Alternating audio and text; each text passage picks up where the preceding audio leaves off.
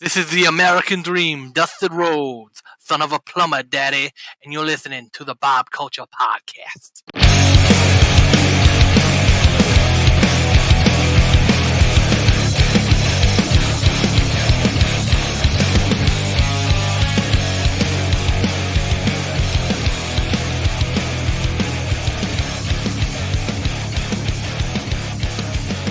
All right, ladies and gentlemen, welcome into a very special Double or Nothing Predictions panel episode of the BCP. Super excited to once again, back by popular demand, to be joined by our all-elite stellar panel. Please welcome back to the show.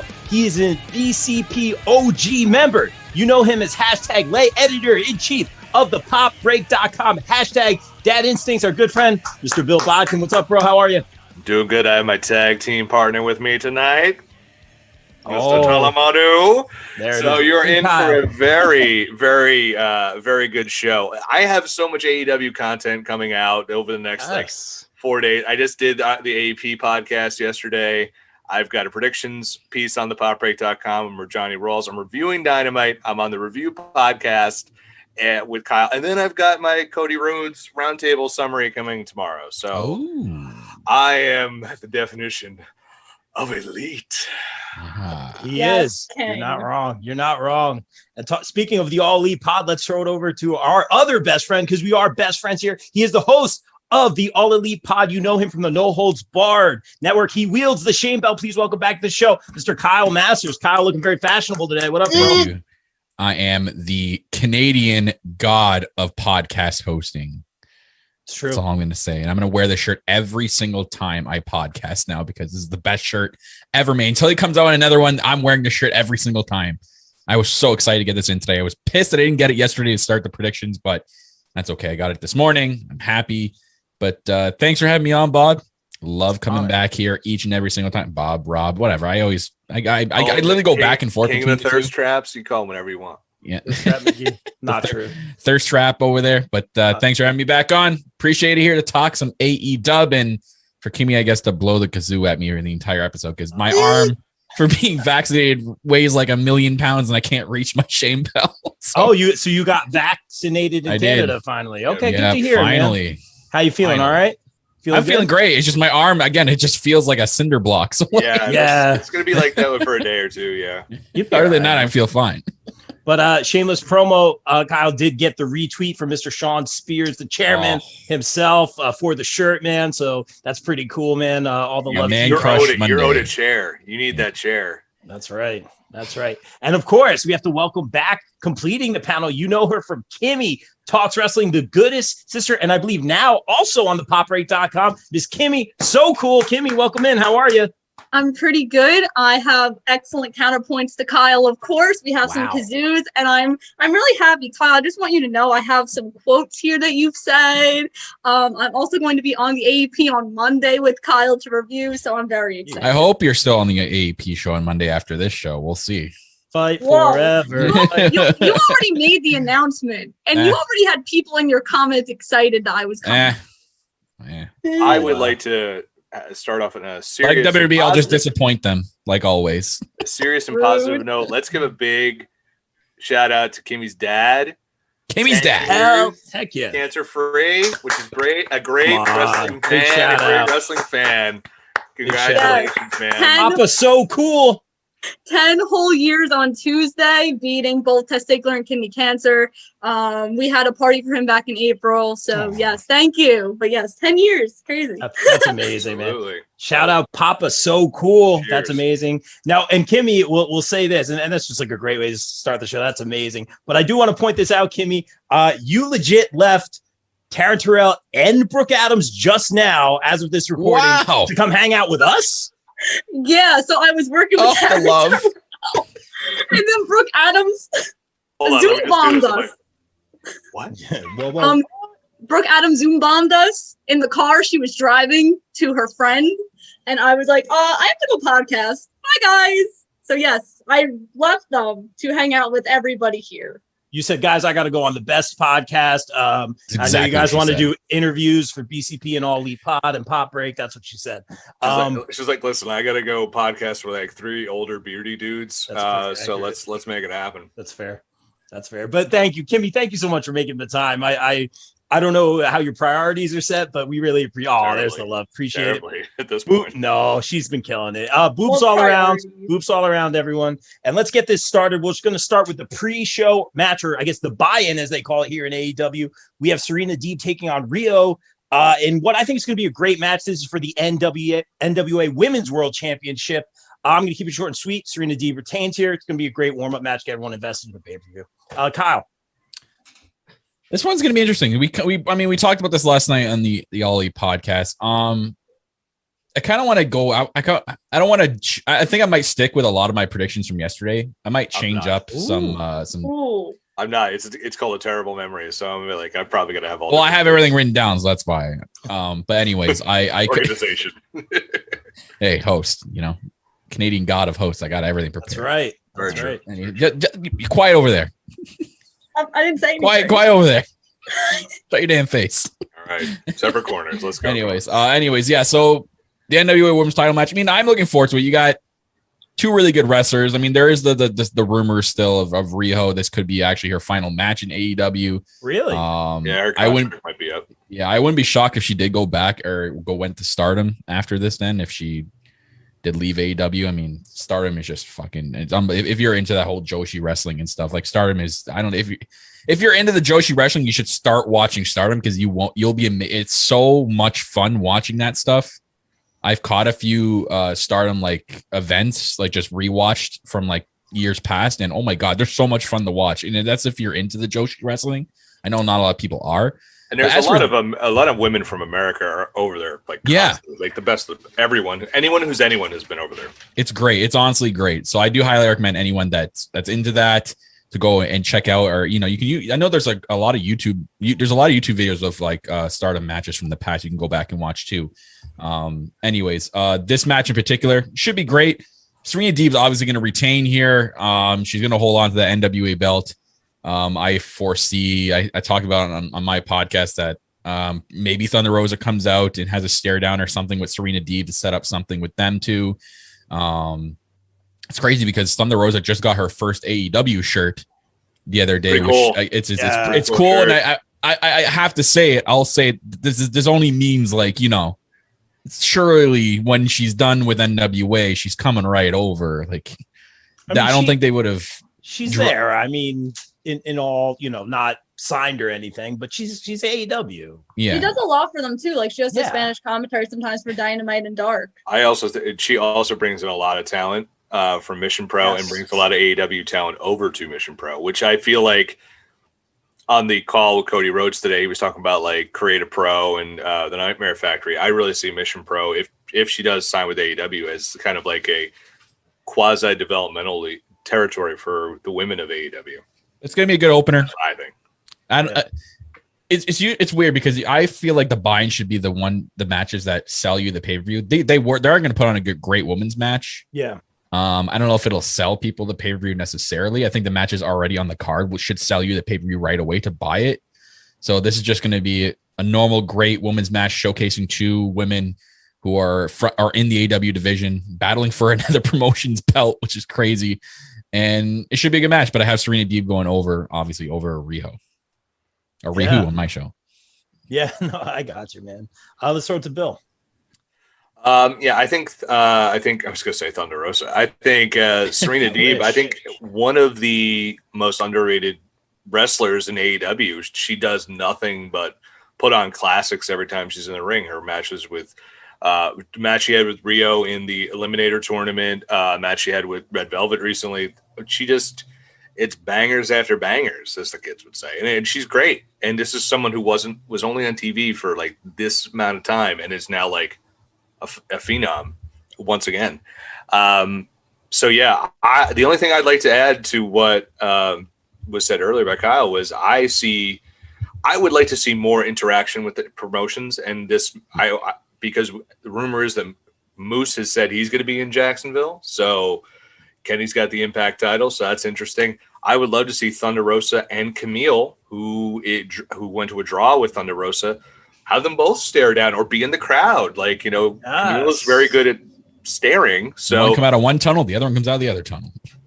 Well, actually, scratch that. I think they're only doing one tunnel because I saw today, too long ago, that they're moving people onto the stage. Yeah, they are. Like so they're going to do the side tunnel. Yeah, they're going to do the side tunnel like where they used to do in Jacksonville with Daily Space, where they had the people like in the seats on the stage and they only came out of the one tunnel. I think that's what they're doing for the setup. We know it would be cool, but I don't think they'll do it. Like if this was my idea, since it is, I would have, if there's a luxury box area in that, I would have, since she's with Aldis and all them, like have out like she's in the luxury box area and Thunder's down with the people. I think that would be really cool. That'd be interesting. Yeah, I think like to hype it up, just give it to some more credence. They moved people from like way up in the balcony to like literally ringside today. They sent a bunch of emails out and moved people down there because they opened up that section.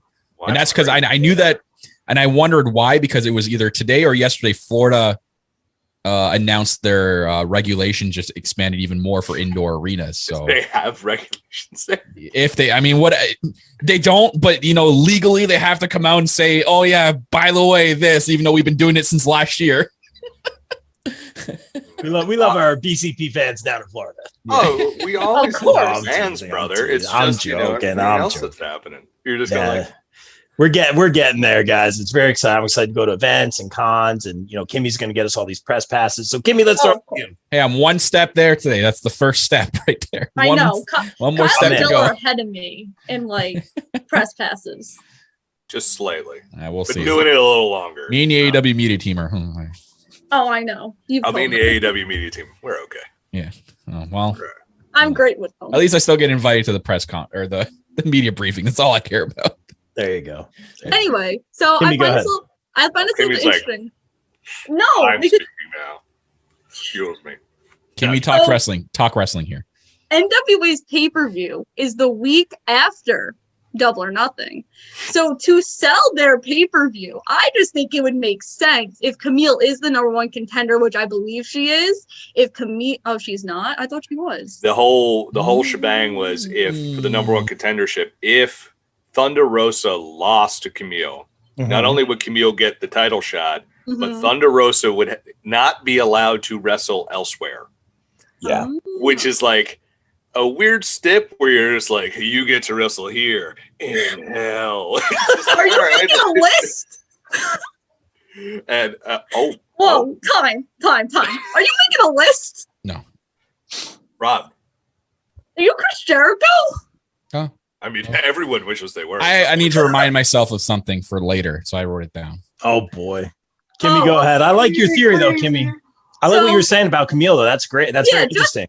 Just to sell your pay-per-view, would it not make sense? Because I don't think this pay-per-view is going to do much buys. Just speaking for people, because I've worked with a couple NWA people over the past couple weeks. Just saying. Name drop. May Valentine. But I'm gonna go with Serena Deeb. I just think it makes more sense because, again, heading into this pay-per-view, you would think you're not going to put a new belt on a champ. Like, you're not going to put a new. I can't speak. Jesus. Yes. Yikes. I'm nervous because Kyle's writing things down. Wow, I didn't even notice that. You're not going to make a new champion. So, Serena Deeb's winning. Very, very interesting, and maybe we will also see she's a brick. All right, but I digress. Let's move on to the next match.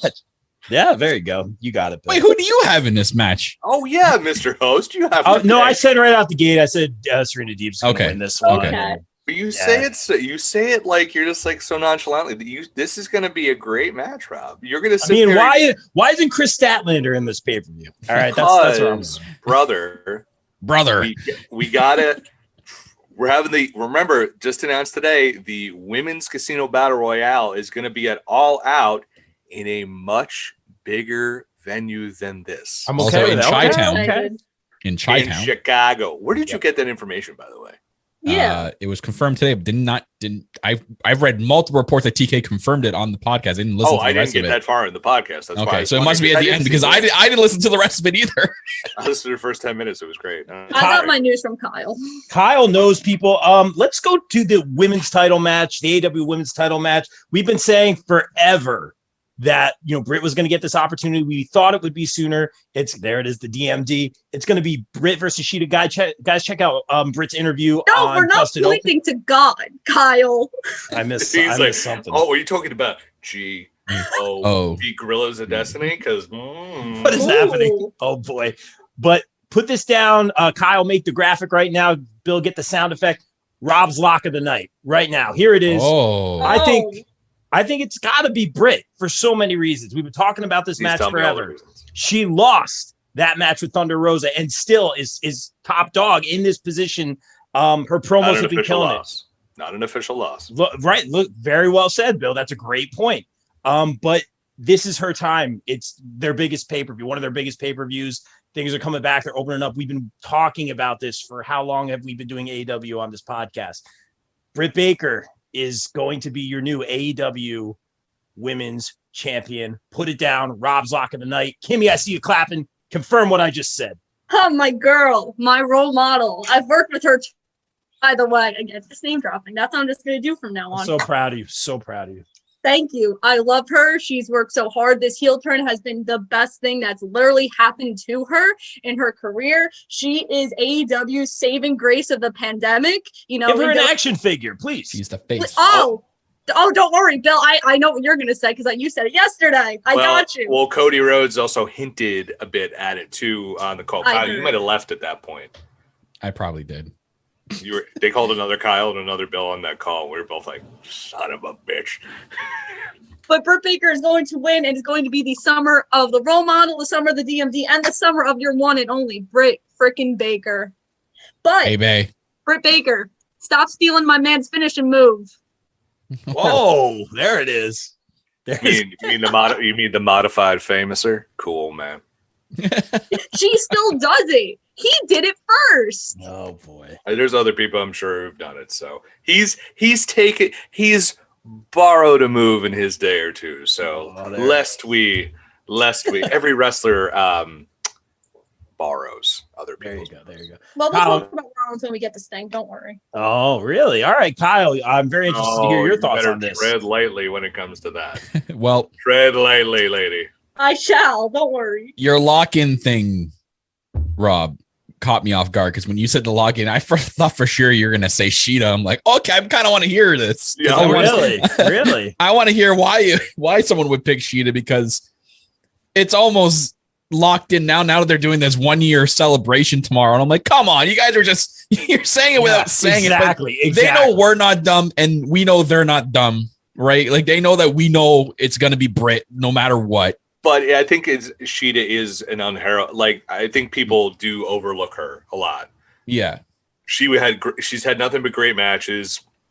If you look at her title run from beginning of COVID to now, it's been an insane title run. The match she's had with like all the top people in the division, like she's carried that division since the beginning of COVID. So like props to she, and so she deserves this celebration tomorrow. Whatever they're gonna do with her is gonna be interrupted by Britt Baker somehow, and she's gonna ruin it. I guarantee it's almost certain that she's gonna do something.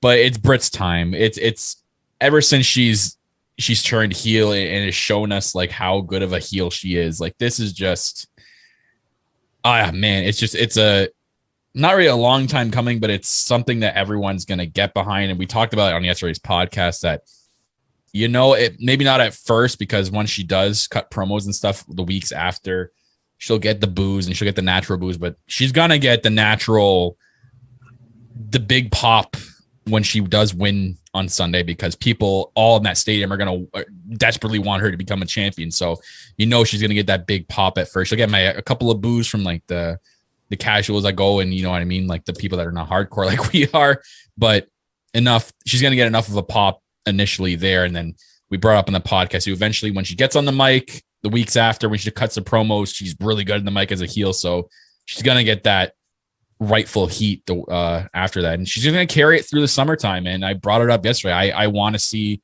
it lead to Thunder Rosa eventually winning the NWA belt, and then a clash between those two. Ooh, I would love to see I don't know how it would work with promotion wise and what the relationship is, but a title for title match would be really sweet. And the winner winning both would be pretty cool too. I mean, that could be another way to elevate Britt again, just having her hold both belts. Like I can really foresee that if they do it all out, or if they want to push it to full gear, depending on what the contract situation is with Thunder Rosa. Eventually I'd want to see that for sure, but 100%, it's got to be Britt. It's got to be Britt. Very, very well said, man. And to Bill's point and your point as well, Sheeta carried that belt through the pandemic, through the COVID era, as we say here. Yeah. And Britt even gave her props for that on her Busted Open interview. She gave her, even though it's her opponent, she did give her the respect that she deserved for that. Bill, are we going for the full agreement here? Hey, EMD, baby. Nah, he's picking Sheeta. I did say on AP that I would love to see like a little bit of like an edge to Sheeta coming through, like a dark Sheeta type of deal. Like I think that would be kind of cool. And I was thinking, I'm like, I would love to see like a dark Sheeta Abaddon tag team. That would be super cool. Sheeta and Abaddon. Oh, don't scare Kyle. A painted face. Money. Oh man, money. Zombies in wrestling. Who would do such a thing? Well, she's not eating anyone to help them lose a match. I love that. I love Abaddon. I'm totally just making a joke. I love that. But Britt Baker has had me sold as a heel ever since they had that Texas show, and she goes, "You Whataburger losers," and she goes this and goes, boom, and throws the Texas horns down, and everyone was like into her, and they're all like, "We hate you." I'm like, that moment there to me was just like, she is gold. She knows how to carry a crowd and make like, you love me because I'm a heel and I can do this cool stuff. Now I'm just going to turn on you and you're going to hate me. And that's an art that very few people can do. And she's the Steve Austin of AEW, really, because think of how many injuries she had. Well, follow me. It's like when Austin broke his neck, he had to be the promo guy. He had to be the sketch guy. He had to be the vignette guy, and that's what Britt became. She became that for AEW during the, she had the protective, like the Pope Mobile, essentially. She got Reba, and then there was the waiting room. There was a lot of stuff she did outside of the ring that made her this, like, not just a star in the women's division, but a star of AEW. So she's definitely going to win this, and crowds are going to love her, but she is going to find a way just to tear their heart out and make them a heel. I still think if Rio's not gone, she'll be one of the first people to challenge her. Statlander is going to be a huge challenger for her. I do think Statlander has a chance one day to be the AEW Women's Champion. I really do. No doubt. But Thunder Rosa, to me, it's like, it's almost undeniable. She has one of the better themes in AEW too. But she's like, yeah. And she's so popular. And when they go to Texas and she comes out, man, ooh, that pop is going to be Road Warrior style for Thunder Rosa, I'm telling you. Ooh, love it. Very, very well said, guys. Bill saying, I don't give a Sheeta. And let's move on to our next match. She's great. She's great. No, we love Sheeta so much. And I think this is an appropriate time. It just makes all the sense in the world for Britt to win this, for further feuds, for everything. Yeah, exactly. For everything she's done. It's time to turn the page a little bit. No disrespect to Sheeta, who's been great. And I'm excited to see where Sheeta goes after this. Let's go to our next match. Let's talk about Miro taking on Lance Archer for the Everybody Dies for that TNT championship. Now I got a little low-key information here, guys. Of course, we know formerly Rusev, former guest, obviously, of the popbreak.com. Check that out. Shameless promo. Lance Archer is interested, obviously, in the TNT title, but he is also very interested on Twitter in the Savage Gentleman's Butterfinger World Championship. So just keep an eye out for that feud. You see Lance commenting on that. Rob, if you could find a way, somehow in New Jersey, to make that match happen. Because Victor Benjamin he's a very good wrestler.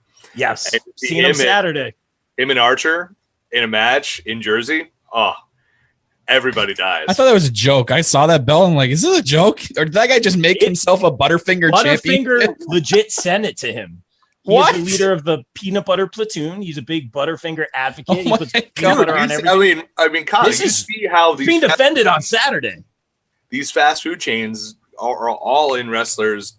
I know Wendy's is. Wendy's fucking tweets at every single wrestler. Arby's fees, dude. If I was running if I was running Long John Silver's Twitter account, I'd be tweeting at every wrestler. John Silver.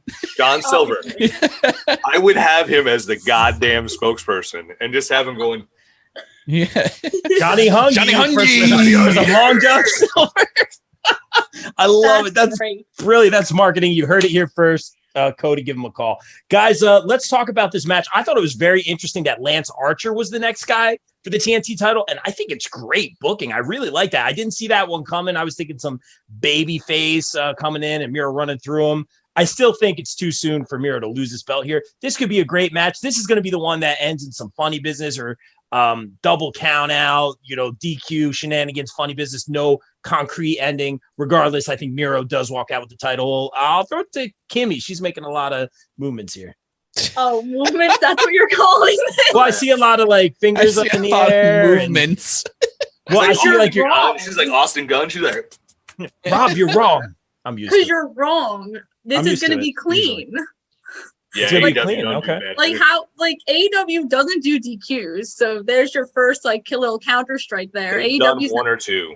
They like draws though. They've done some draws already. But this wouldn't be a draw. So this is actually my sleeper match. I think this match is actually going to. Oh, I love when. I said on the AP. Thanks for stealing my thunder. She had a notepad out while she's listening to oh, that's right there. Good. No, okay, so confirmed. I wrote my notes. That's what I'll steal from this. So that's what Bill said. I wrote my notes before you guys went, and then I was sitting there, and I was like, "Oh my god, they're bringing up all these good points," but a pen was too far away for me to write it down. So this all coming from my noggin. Anyway. So I think Miro's going to win clean here. This is obviously the Miro that we've been wanting to see since he really got released from WWE, even when he was in the company. WWE just failed to pull the trigger like they do on every single person on their roster. So I think this is the first of many successful defenses for Miro. Like I said, this is my sleeper. I think this is going to be a fairly good match. So Miro in a clean, dominant finish. Clean fashion. Bill, is this going to be a clean finish? Does Miro retain here? Absolutely. I said this on the AP. This is my sleeper pick as well because I think Miro has cut two amazing promos on Lance, one in the ring on Dynamite, one on social media. Lance Archer, goddamn, you just think of a guy who 2 years ago was just or 3 years ago, let's say, he was just a tag team guy with Davey Boy Smith Jr.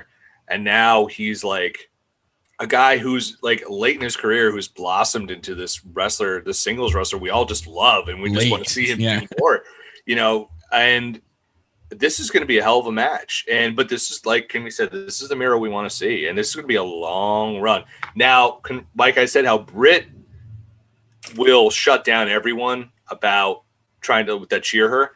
I said this, I think they're going to try and turn Miro because I think he's so popular with the fans. Those live crowds are the Miro Day chant. I said it yesterday. The Miro Day chant is going to be loud as fuck in Daly's place. Even as a heel, he's so charming and so funny that people are like, I love this guy. I love this guy. And it's going to take. So I wouldn't be surprised if they might have to course correct and he's a face, by August. But I like that. This is going to be an awesome, awesome match. And in one match, we went from everyone being like, Miro, what are they doing with him to, yes, dude. Because that match he had with Darby was incredible. And we now have the guy we want. Yeah. I love that. Really well said. And that does make a lot of sense. Possibly a face turn. And he is very lovable, a shameless promo name drop. But I remember I was going through a lot of hard stuff and I had the interview with him and things were getting kind of, switched and oh, can you do it tomorrow? Same time? I'm like, yeah, whatever he needs. And then my phone rang and it was some, number from down south. And I'm just should I pick it up? And I'm like, okay. And I picked it up and I was like, hello. And he's like, Rob, I can't do the accent. He goes, it's Rusev. I was like, it made my day. Hey, Rob, it's Rusev. From Rusev Day, freaking it. That made my day. So I could totally see him and I think making people smile. The thing with him too is I think a lot of people loved Rusev Day. It never got the trigger was like Kimmy said, the trigger was never pulled. So everyone's not the Rusev AEW character, but the guy. They're like, we want to see you do good, and we have your back. You know, he knows that, and shameless promo, but check out that interview on the poprate.com because this is one of his last interviews with WWE. And I was very like, oh, you had a main storyline on Raw. I think it was the thing with Lashley and Lana going on. And you could tell his frustration in his answers. He goes, I just want to be used. I want to do this. And me, I'm very positive, and he kept it very real. So check out that interview. But Kyle, let's throw it to you. Your thoughts on this match. The only way I could see Miro swerving away from being having to go into a babyface because of the crowd reaction is if after this match, like the very first Dynamite, he attacks someone that's ultra babyface that's gonna fucking give him that heat. He's got to attack, and he's got to have an immediate feud with someone that's an ultra babyface that will make the crowd hate Miro. It can't be Orange because they've already done it. So it's so tough, and nothing comes to mind right away. Darby does, but like he just did something with Darby, and Sting. They're not. Maybe Sting. But why would you go there? People, I feel if he went up against Sting, people would still cheer him though. What is Archer right now? Is he's a heel? No, he's the murderer.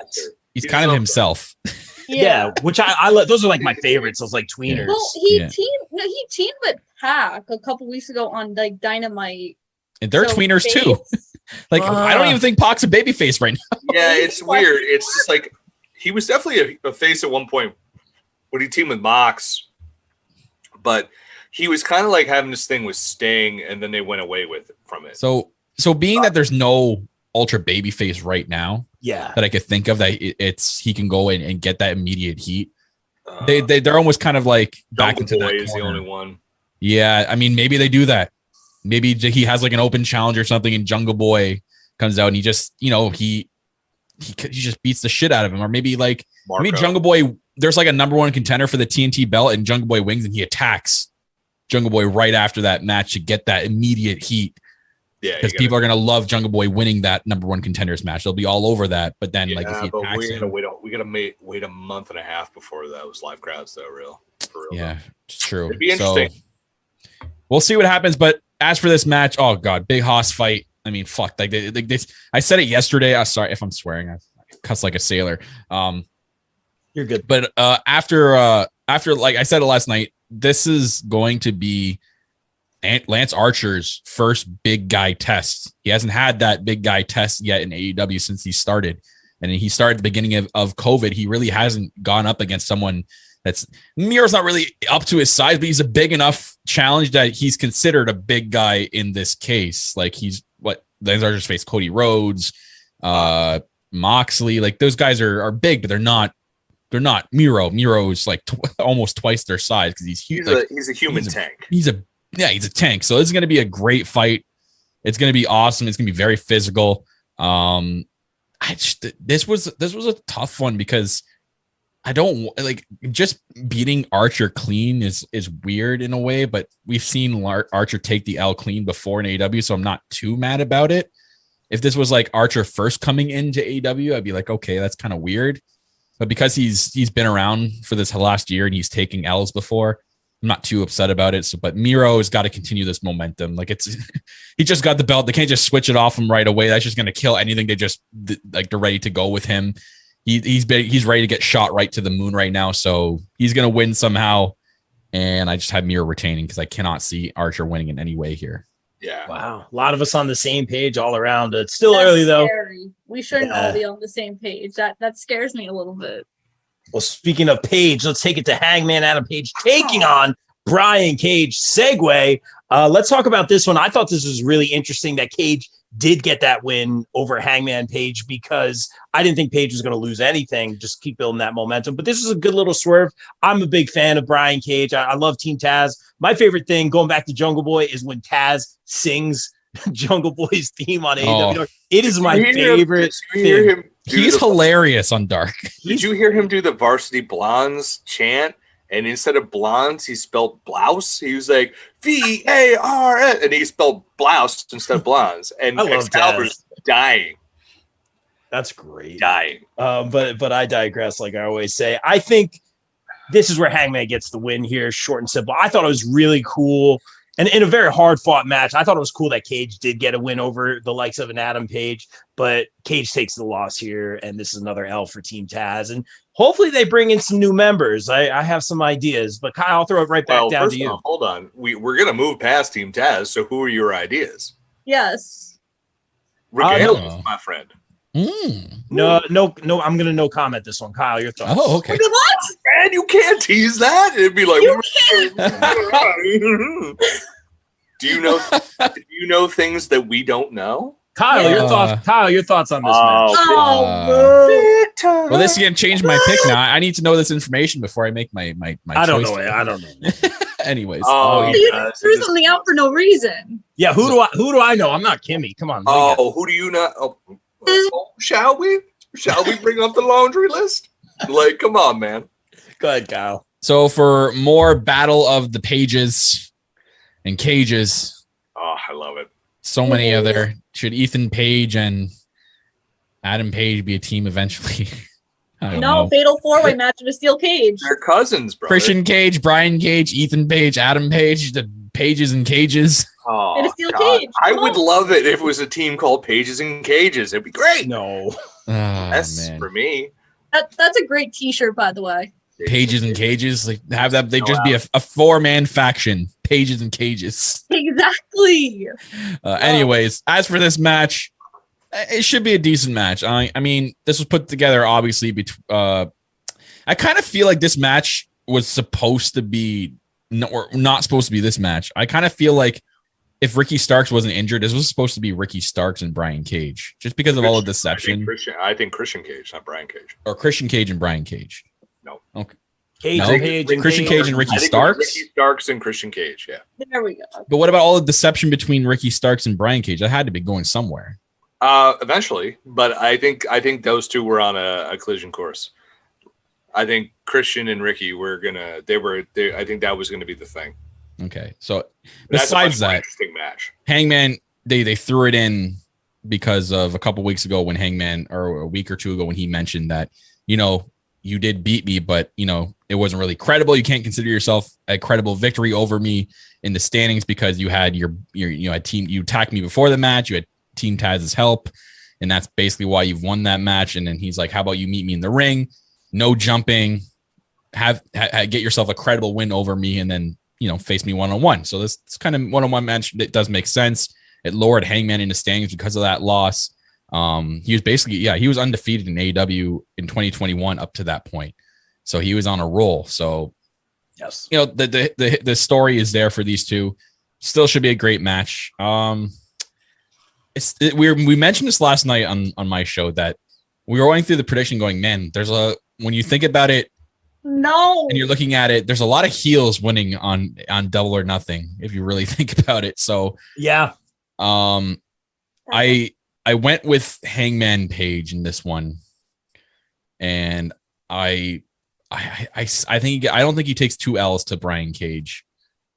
I can't see it. I don't know why. Unless like Brian Cage is going to be set up to, maybe get a future opportunity, because what's that got to do? That's got to do something. If you got 2 victories over Hangman in the same month, who he was number 1, shouldn't that shoot you up pretty much to the top? It should of the standings. So that'd be the only way I could see Hangman getting the victory, Brian Cage getting the victory in this case. But my gut's telling me Hangman Page for some reason. That the Team Taz is going to get involved somehow at ringside. Dark Order is going to come out and save Hangman, whatever it is, whether catching him on the outside again if they do a spot like that. See, it's just funny the way you did, because they both did it, out to the side here like they do. You had it in front. You went like Dark Order. Anyways, oh god, I have Hangman Page winning here. This was a tough match to predict. That's going in the best of 2021 BCP. I love it. That's great, Kimmy. Let's throw it to you. I'm just kidding. Yeah. Oh, you son of a bitch! I heard it. So I feel kind of bad because I'm actually not really looking forward to this match, and I really don't know why. This is actually the one match I'm really not looking forward to. I'm picking Adam Page, obviously. I just think that's a no-brainer because I feel like at All Out, it's going to be him and Kenny. And I'm going to say this now. I'm going to get this over with. I mentioned this in your comments yesterday, so Bill and Kyle can't come at me that I'm stealing their idea. Mm-hmm. On Monday, on BTE, we saw an interesting picture of Adam Page. Didn't I bring this up that you mentioned this? I did in the comments. Yeah, and I brought it up. So for our BCP audience, please, Kimmy. Exactly. So I did. I said it before you did, and you shouted me out for it. Anyway. Magnanimous. Of course. Great guy. Hell of a guy. So there's this picture. Adam Page is on a horse, and Dark Order is like all aligned with him, right? Okay. And he's like, I've always dreamed of having gear like this. And we also talked about Sunny AP last night of maybe that's a hit towards something, whether that be at the end of Double or Nothing, challenging Kenny in a face-off, or that is how he's walking out at All Out before he takes the gold from Kenny Omega. Hangman is on a horse at least once a year in AEW. Facts. Proven. Was he in 2019? Yeah. That's how he. What match? The title match with JayCrow. Oh, that's true. So then he was at Stampede. Damn, Stampede one of my favorite. Oh my god. I don't know if it's going to be a double. I got a weird feeling. I don't think it's going to be a Double or Nothing. Anything comes out in the horse when he does face Kenny. Oh yeah. Very interesting stuff. And Bill will throw it to you. Obviously, you've had your opinions about Cage, but I know you want to talk about your spirit animal, Hangman Page. Let's get the aluminum foil out because some tinfoil hat stuff's just about to happen. So there's two ways this goes. One, Hangman straight up wins. Very easily could happen. But there's more. There's more. I could easily see Hangman losing the match to Cage. Cage, then there's been a much talked about match that people want to see between Kenny and Cage. Which Cage? Brian. That's fair. That's fair. I know what you meant. I'm just La Machine. But to be real, to be fair, people want to see former both. Gifted Gods champion. People do want to see both Cages face Kenny. Yeah. So Cage has a belt. Wouldn't that be great if Kenny could collect that belt? So there you go. Kenny then has the FTW title. That'd be like an anklet. And what would Nakazawa can carry another? Oh, of course. And then the Joker comes up in that casino battle royale, and wouldn't it be something swell if that came later? Kota Ibushi. We'll get there, brother. We'll get there. But wouldn't it be swell if Hangman came out, won it, and then at the end of the show comes out, and he will challenge Kenny Omega at All Out in Chicago, like we've all wanted, and the crowd will go absolutely banana if he comes out. I'm telling you, Hangman and Kenny is the match everyone wants because Hangman Page was the number one SmackDown announcer. Never do that again. Don't. I will. You don't like Funaki? I will. If you do that again, I will look at you like a disappointed father. Not me this time. Oh, you are getting close. But so I'm just saying, no, I don't want you to cry. But I'm saying, like, Hangman Page was the number one over guy with live crowds in AEW. When they go back to the live crowds, people are just gonna want to just be like, "You're my son, you're my brother, you're my cousin. I've always wanted. Like, you're the best." And that's what I think. That's my tinfoil hat. I don't know if it will happen. If that doesn't happen and like the Battle Royale kicks off the pay-per-view, then it's not going to happen. I think Hangman wins straight up. But we are going to get Hangman and Kenny soon. And you know who's going to just scream at the top of his lungs when Hangman wins? You? My man. When's All Out again? August? September. Labor Day. No! I think it's September 5th or 4th. Oh, I'm sorry. It's I'm going to be in Minnesota. I can't watch it. I could do shit. I mean, Minnesota's like a state over from Illinois, right? Father already said no. I asked him. You asked him? You asked him? How dare you? He's like, ow, my back. Oh, boy. But maybe a little road trip for them BCP boys, and we'll be involved. Yeah, Labor Day weekend is the weekend of the 3rd, 4th, and 5th. Yeah, of September. Interesting. Yeah, interesting. I might start making some Minnesota. There you go. I love it. Let's talk about. So we're speaking of pages here. Let's talk about Darby Allin and Sting taking on Scorpio Sky and Ethan Page. I'm going to be real with you guys. I like Scorpio as a singles competitor and having all that momentum. Obviously, early on, he had a great match with Chris Jericho. He's been showing up and showing out everywhere he's going on Dark, Elevation, on Dynamite. I liked him as a singles competitor. I don't think it made a lot of sense for them to just kind of put him back into a tag team again after he just came out of one, even if it is with Ethan Page. I'm not personally a fan of that. I just want to see what Scorpio Sky could have done by himself. The heel turn's interesting. Like, I don't hate it, but I thought he was just killing it. I thought it made a lot of sense to push him as a singles face. So I'm not really about this decision. That being said, I think this is their first big match together, and I don't think they can lose it. Obviously, the big thing is, Sting being in his first real match, which I'm glad they made very clear, because I know, Kyle, on the last show, you were kind of asking questions like, is he going to be cinematic moving forward? And this should be really good to see. But just thinking it over, you would think, Sting needs to get the wins because of what had happened in WWE. But I think he's gotten that win already. He's ready to start putting people over. And when you talk about putting people over, you mention names like Scorpio Sky and Ethan Page. So I think for that reason, they do win. This will cause, I don't think necessarily a feud, but probably some sort of dissension between Sting and Darby, which would be very interesting, I guess. So I'm just going to go with Ethan Page and Scorpio Sky to win this one for several reasons. Kimmy, let's throw it to you. So I am going to talk about what you said. I enjoy Scorpio Sky's heel turn. I think it was one of the best things that happened to him, because I feel like as a face, they really didn't know what to do with him. And as a heel, it opened up so many doors, and he's thriving. So good job, AEW. Okay. But obviously, we got to talk about Rollins a little bit here, because that was the last full-time match that Sting had. Bill's face. What happened in that match? Nothing happened. Nothing at all. Sloppy Seth. No, nothing happened. It was revealed that Sting had a condition that Rollins did not do. Anyway, so I see Darby doing more of the work in the match, just because I don't know how physical Sting could get because of said physical thing that Rollins did or did not do.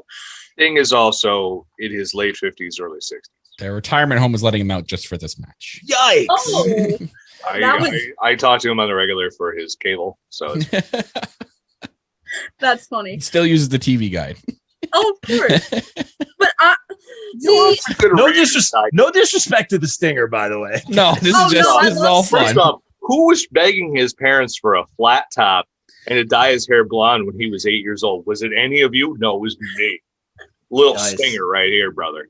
Oh, of course. So I had a lot of trouble. Bill and Doris knew better. I had a lot of trouble picking this match because I thought it made sense for Scorpio and Page to win, but in my head I was like, okay, Kyle, I see you with that pen. You're making me really nervous. Oh no, I'm just holding it, to be honest. I'm gonna go with Sting and Darby because I feel like Darby won't get 2 losses in a row on TV. Interesting. Now we're not on the same page on everything. No pun intended. Kyle. Hashtag the undisputed era. Go ahead. Oh. God. How dare you? My heart. They're not here anymore. I'll bring it. I miss them already. I miss them too. Anywho. I don't know. Adam Cole's there. I don't care about that guy. So. Bye. I have Ethan Page and Scorpio Sky, and correct. I made like an outlandish things. I said some last night, but I'm gonna reverse what I said last night, and I'd love to see like I know it's not. I got talked to that it's probably not gonna happen, but it'd still be cool to see. Sting turning on Darby and costing him the match. I know you're shaking your head, but I'm just saying it's something. They don't just lose. It's weird if they lose clean. It's weird. No, I agree with that. I think you're onto something, Kyle. Like it's ultra weird if Darby and Sting lost clean to Ethan and Scorpio. That just doesn't seem natural. Like Sting turning would be great. Like I mentioned, like setting up something between them two. And then you see it. We get a crazy cinematic match between Sting and Darby Allin, which we know that would be insane because those two minds coming together and building a cinematic match together would be insanely crazy. But if it doesn't happen, I'm still going to pick Ethan and Scorpio. They're like you said last night, they're handsome. They're so hot right now. They're so hot right now. They're to walk off. It's I don't know. This was a really tough one for me to predict in the end too. When I was originally doing my predictions, I'm like, I can see either way going here. Like I can literally see either way. And then maybe if Sting and Darby win, that kind of cuts ties between Ethan Page and Scorpio, and they kind of go their separate ways already. And that sets Ethan and Darby. There's been a lot of teasing there for those two to go at it one-on-one. Right. And there's all these videos popping up from their history together in their indie matches where like Ethan's like chucking Darby into like a post out of the ring. Yeah. So I'd love to see those two go ahead. They have a history, they have the chemistry. So obviously if they want to do it on TNT and on AEW, that'd be fantastic. So I can see either or, but I'm going to stick with my gut. Sometimes it's right, sometimes it's wrong, but I'm going to stick with my Canadian homie Ethan Page and Scorpio Sky. There it is. Bill, are you going to top this up or are you going to make a decisive decision here? Oh, I always make a decisive decision. And so I think this is a tough one because you could easily see because they're promoting it as Sting's first live match in 6 years because, that thing that happened to one of my favorite wrestlers of all time. Rollins didn't do it purposely. Cool. So still happened though. Is what I'm going to say is about this. I don't care about Seth Rollins in this matter. He's a good wrestler. So what I'm going to say is that his birthday tomorrow. Yeah, great, cool. Oh, and he's wrestling on a WoW tomorrow. So here's the thing. It's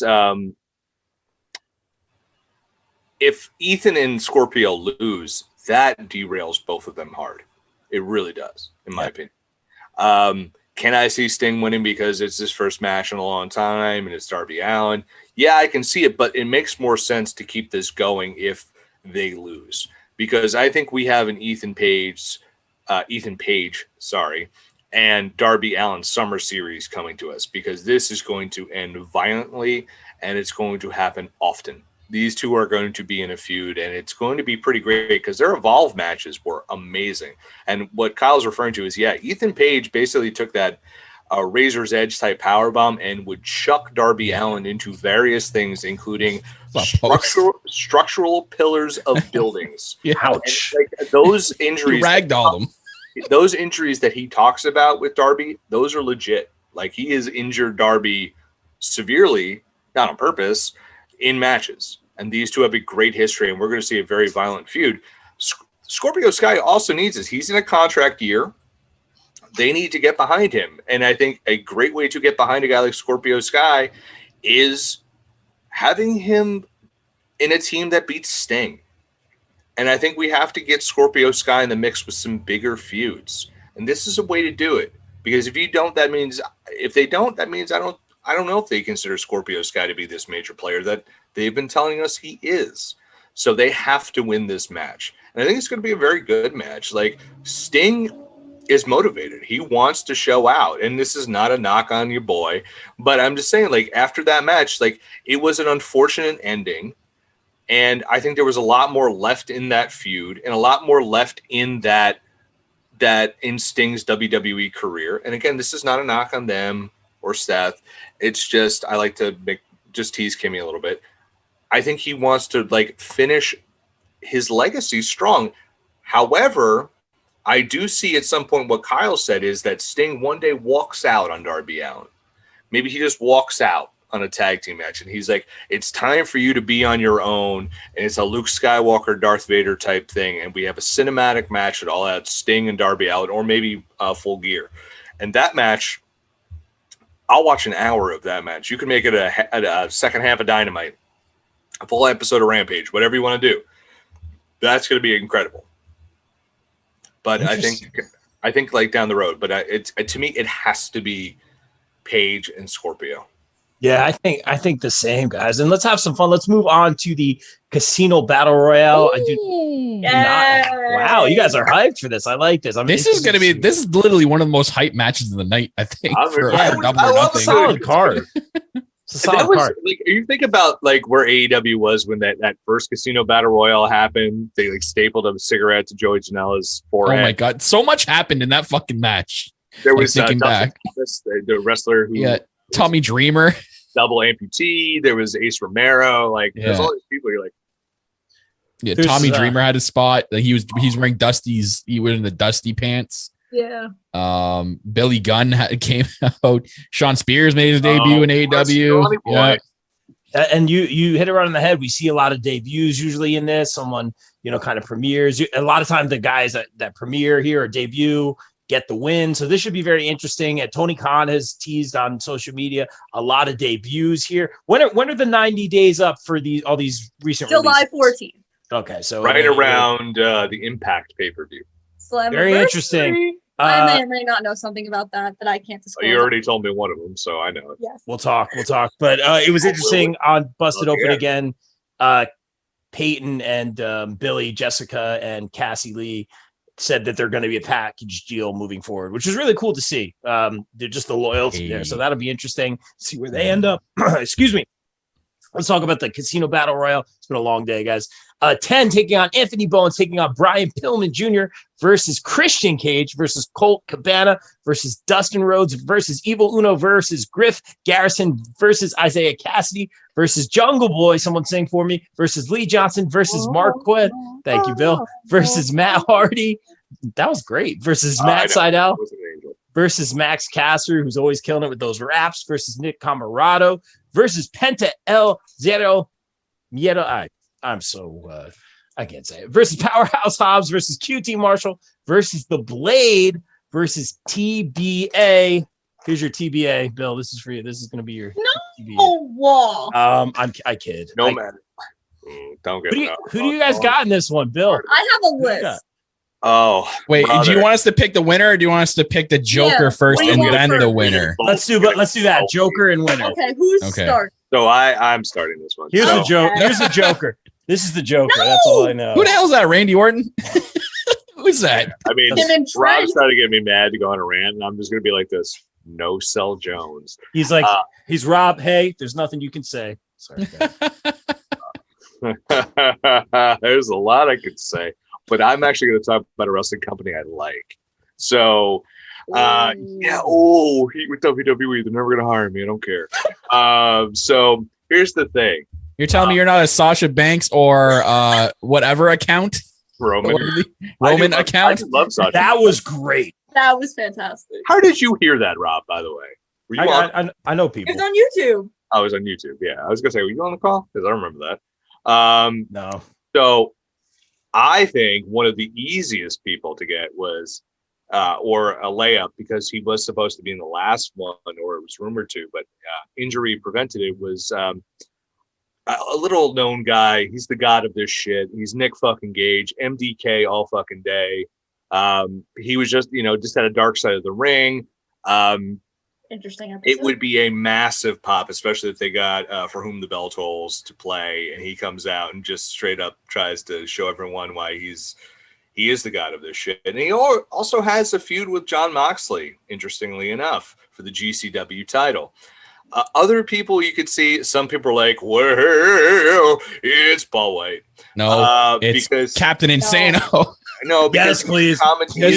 He is commentating, but as I said on AP last night, that is the most WWE thing they could do, to be like, well, Paul White's going to stand up. Pull Michael Cole. Yeah, the commentation station, and he's going to go do that. Like, I still think someone is going to, like, either who's been eliminated is going to get in his face, or like the wingmen, like Cesar and Peter Avalon and that crew are going to come out and be like, why don't we in it? And then he says, guys, you're not in it, relax. And then they're like, shut up, Paul White. And they start with him, and he gets like the knockout punch and choke slam, which I think would pop the crowd. No, but shout out to them, Benoni and them, for jumping in on my Manscaped AEP post and talking about Manscaped randomly. So I didn't even tag them. They just jumped in. I'm like, oh, okay, just have a conversation, boys.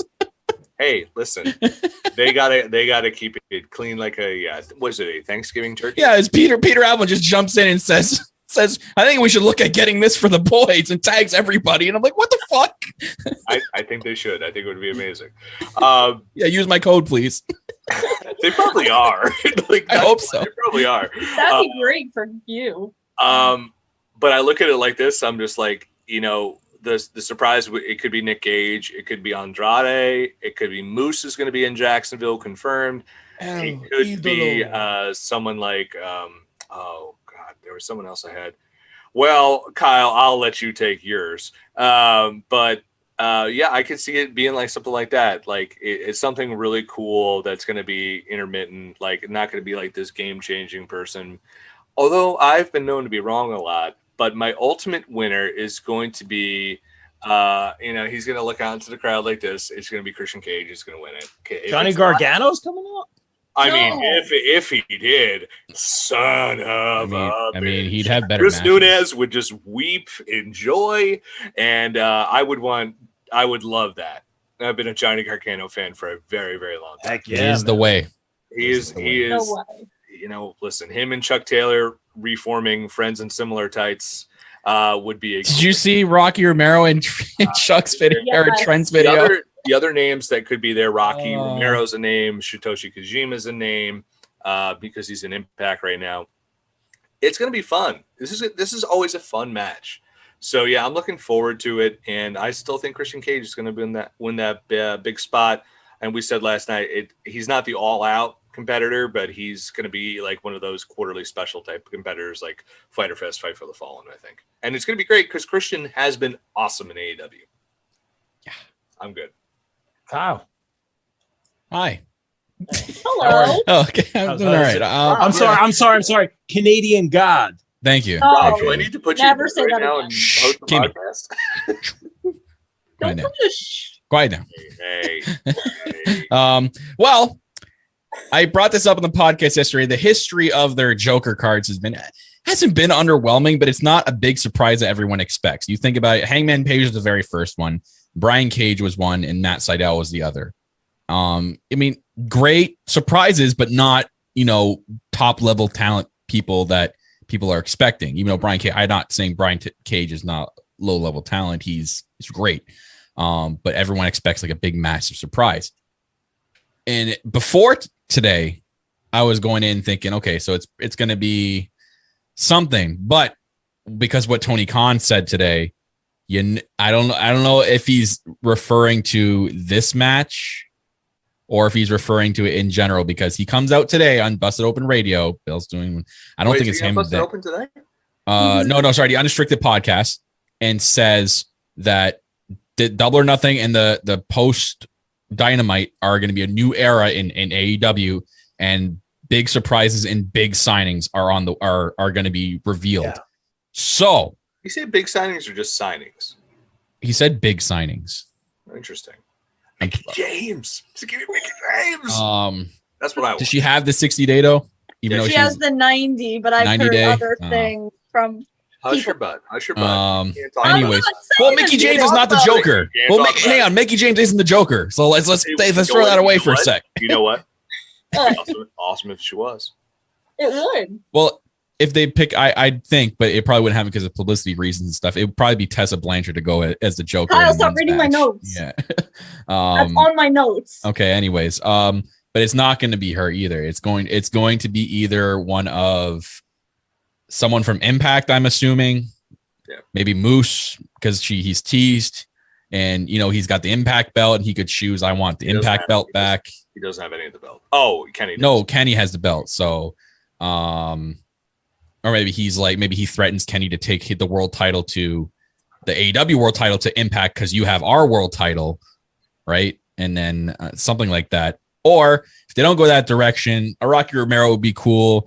Even though he's been there already, it's not really a big pop. But because Tony Khan's saying this big pop, we don't know if it means the Battle Royal. It could mean what we talked about yesterday, Bill, because of the main event, how it's structured. It's structured to a way that you have to end the show off with something big. And now that he's come out and said big surprises, something's going to happen at the end, which we'll get there when we get there. But as for this Joker card, I'm gonna go with. I mean, I said it last night, and I said Coda, but like the travel restrictions are so in play here, and it sucks. It would have made sense if there wasn't another state of emergency going on over there. Sure. Maybe you never know. Kota Ibushi would be sweet though, because what is he really doing over there? Like what's he? He's not tied into any storylines. Like what's he actually doing over there? He's not the champ anymore, so. Exactly. So why wouldn't it not be Kota Ibushi? They could the fucking Tony Khan go fly jet 15 hours, go pick him up and bring him back.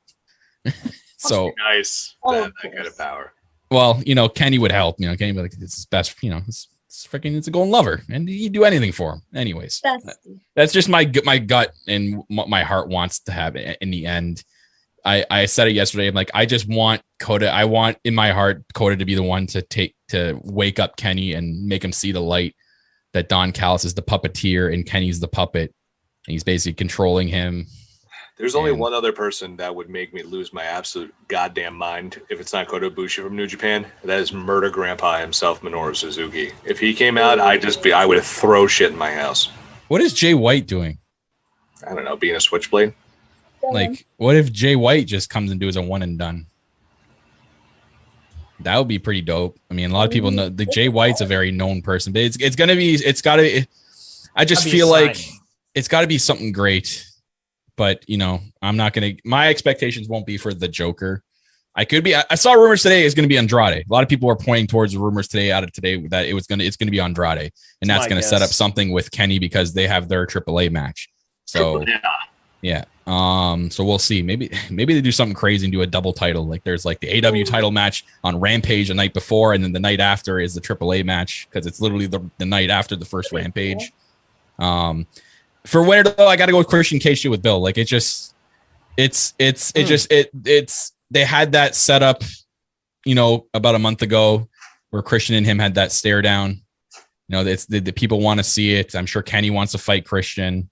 So it just makes sense that he gets a title match and they have it headline one of the summer events, which is Fight for the Fallen or Fighter Fest, Christian versus Kenny Omega. It's a perfect headliner title match. So I'm going to go with Bill and pick Christian Cage. Interesting. Very, very interesting. I'm having trouble picking my winner here. Kimmy, I saw you doing some of these kind of yes chant movements over there. What do you got for us? I believe Tony Khan will soon be buying the Final Countdown by Europe to add to his list. If this helps any of those rumors, my buddy tweeted or texted me 2 hours ago saying, I just listened to Jericho's podcast and he refers to, he's talking about WWE in 2010, but he doesn't call Daniel Bryan. He says Bryan Danielson. Oh, Jericho. Wait, come on. But Jericho would be the one to say WWE names. Why did he just say Bryan Danielson? Why didn't he just say Daniel Bryan? Well, okay, so I'll contradict my own rumor here because I've seen that he has re-signed. My dad has also Did you see the contract? No, I didn't. Can you let me continue? Okay. I was going to get there. Jesus, Kyle. All right. Kimmy, what have you been doing to me all night? Best friend. We haven't even gotten to the surprise I have for you. Great. Anyway, so here's my thing with Daniel Bryan. Deva Bui and E have that beautiful show called Total Bellas, which Daniel Bryan appears on. And my dad has brought up to me that if Daniel Bryan were to go to AEW, that show would go bye-bye. And some money would not necessarily. I don't. But that's what my dad was saying because he was like, "No, I get what he's saying. Yeah. He's seen some things, but I mean, like at the same time, it's like you could get around that. They had Jericho on the Stone Cold podcast. Yes, who knows? That door. And that was on Peacock. Yes. So to my other list of people besides Daniel Bryan on my list, Nick Gage, I also wrote down. So there you go. Yes, MDK all the way. But this is me and Bill's daily debate about Tessa Blanchard, everybody. Come on. He's not going to do intergender. But how do you know that? Because he said it. He said it. Oh, well, that's a good answer, I guess. Well, that was also 2 years. From the horse's mouth. He said he said 2 years ago? 2 years ago. Oh, that's a different story then, yeah. But intergender wrestling... He doesn't change his mind, Tony Khan. I've noticed he doesn't really change his mind. Intergender wrestling has not exactly been as prevalent, let's just say, as it once was. If it was trending, for sure. Okay, there was a pandemic. We know that. but it's not as prevalent. And also, all right, I'll say it. A lot of people who were purveyors of intergender wrestling have a lot of allegations against them. Let's say. Oh, so I know. There is some tainting to that art form, in my opinion. You're treading a fine line when you're doing intergender wrestling, because you're kind of asking for the non-wrestling people who see this as wrong to get into this and start getting loud about it. And also, yeah, it's Tessa Blanchard, man. She's. I know, but I'm running out of places where she could go. No, she's gonna go nowhere right now. Well, I have another one in mind, but that goes with what I'm doing right now with Maria Kanellis. Anyway, I also put Daga on my list because Daga. We like Daga. Yeah, he's really Daga. It's Daga. I know who it is. But for my winner, I'm gonna go with Penta. I'm gonna be different. I would love. I like that. I like that. I think they're trying to push him right now, and I think Phoenix is hurt. So. Yeah, Phoenix is hurt, so it would make sense for maybe Penta to go on, because you saw it when it was the other way around. When Penta was hurt, Phoenix had that single run for a little bit too. So I just think it makes Kenny, sense. I mean, that's an all-in rematch. I love the Penta says shit. Like, that shit's the best. So I love it. So I'm gonna go with Penta. That's a great pick. Oh, thank you so much. I might steal it. That's such a good. Well, you guys are gonna kill me. Coming from me and Bill, who picked the same picks. You guys are gonna kill me for my pick. I think Penta's a great pick. No, make your pick. I'm gonna make my pick. I don't know if this is Max a gut. Caster. This is a little more heart. This is a little more heart than gut. In fact, this is all heart. This one is all heart for sure. I like that Penta pick, Kimmy. That's a great one. You almost swayed me on that. As far as the Joker, I'm going to go Andrade. I think that's going to be the case. You get Daniel Bryan, or if you at least made a play for Daniel Bryan, that is money. Or I'm sorry, Bryan Danielson, that is money. He's not Battle Royal. I feel like he's way too big. He's way too big to go right in the Battle Royal. You gotta have a million guys in the ring, and he just fucks everybody up. I feel like the pop would be a lot better if you just Kenny celebrating. I'll get to that when I get to that. With all this hype that Tony Khan's putting out, it needs to be somewhat big, but I digress. I think it's going to be Andrade. It's not like last time. No, he's not promising a debut of one person. He just says big surprises are coming. This is going to be a new era. Big signings have been made. That's all he said. Yeah, which I'm here for. I'm very excited to see what happens. I think it's going to be Andrade as the Joker. And I'm going to go with a heart pick here. I'm going to go with 10 of the Dark Order to win this thing. Whoa! Preston. 10.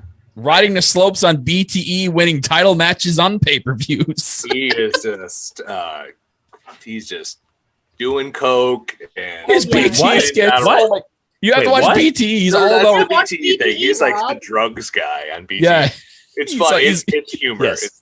It's humor. It's not. Yeah, he's not doing anything bad. No, I like the guy a lot. He puts in the work. He's got the look. He's gotten the tap on the shoulder. Yeah, exactly. That's what I'm saying, man.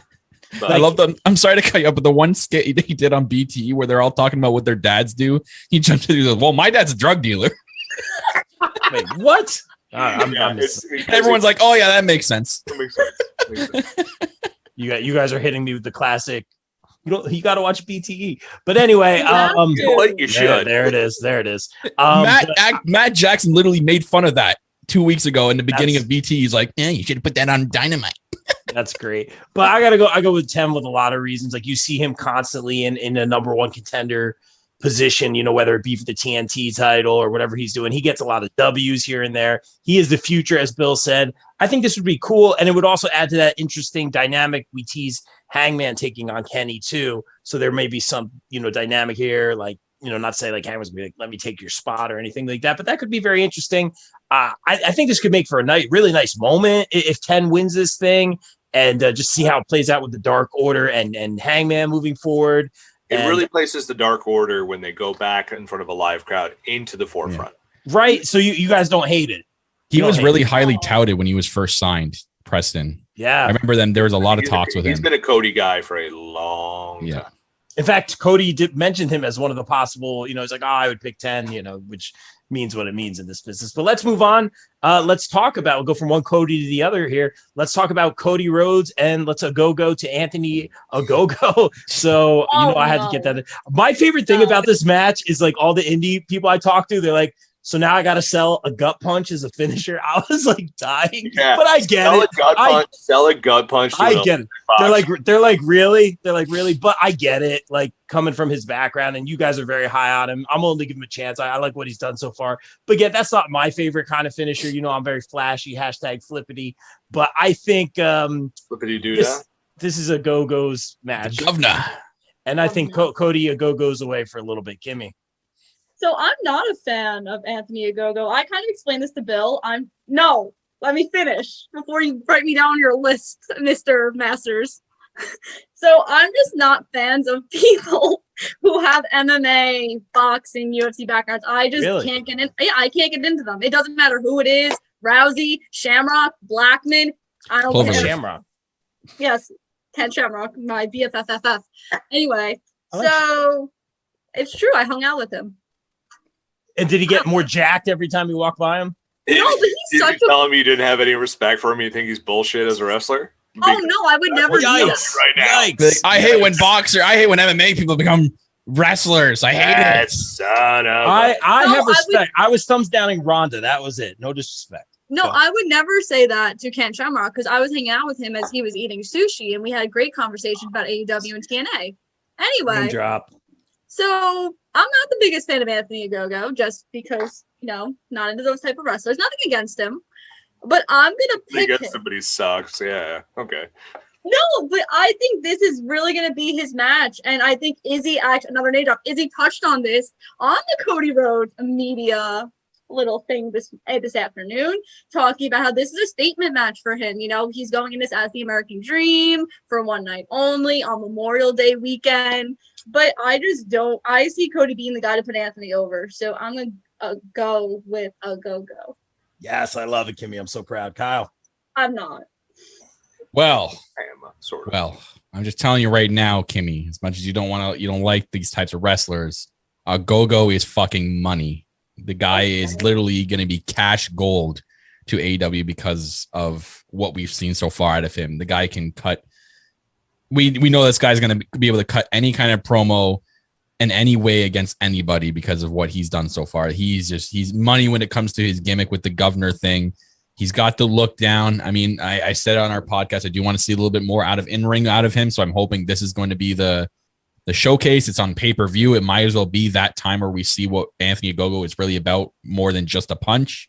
Even though I love the whole deadly punch thing, it's different. I mean, it makes sense because he's a freaking Olympic boxer. Like, obviously, he's he won a bronze medal, which I'm shocked that Cody hasn't made fun of him yet for only winning a bronze medal and not a gold medal. Wouldn't that have been something to throw into his promo and be like, I got to go face a guy who's only won a bronze medal and not a gold medal? That would have undervalued him a bit. I think that would have undercut Ogogo's value more than it would have for other stuff. I think there's like, you only won a bronze medal. Well, okay, but that kind of like devalues him, I think, if you did that.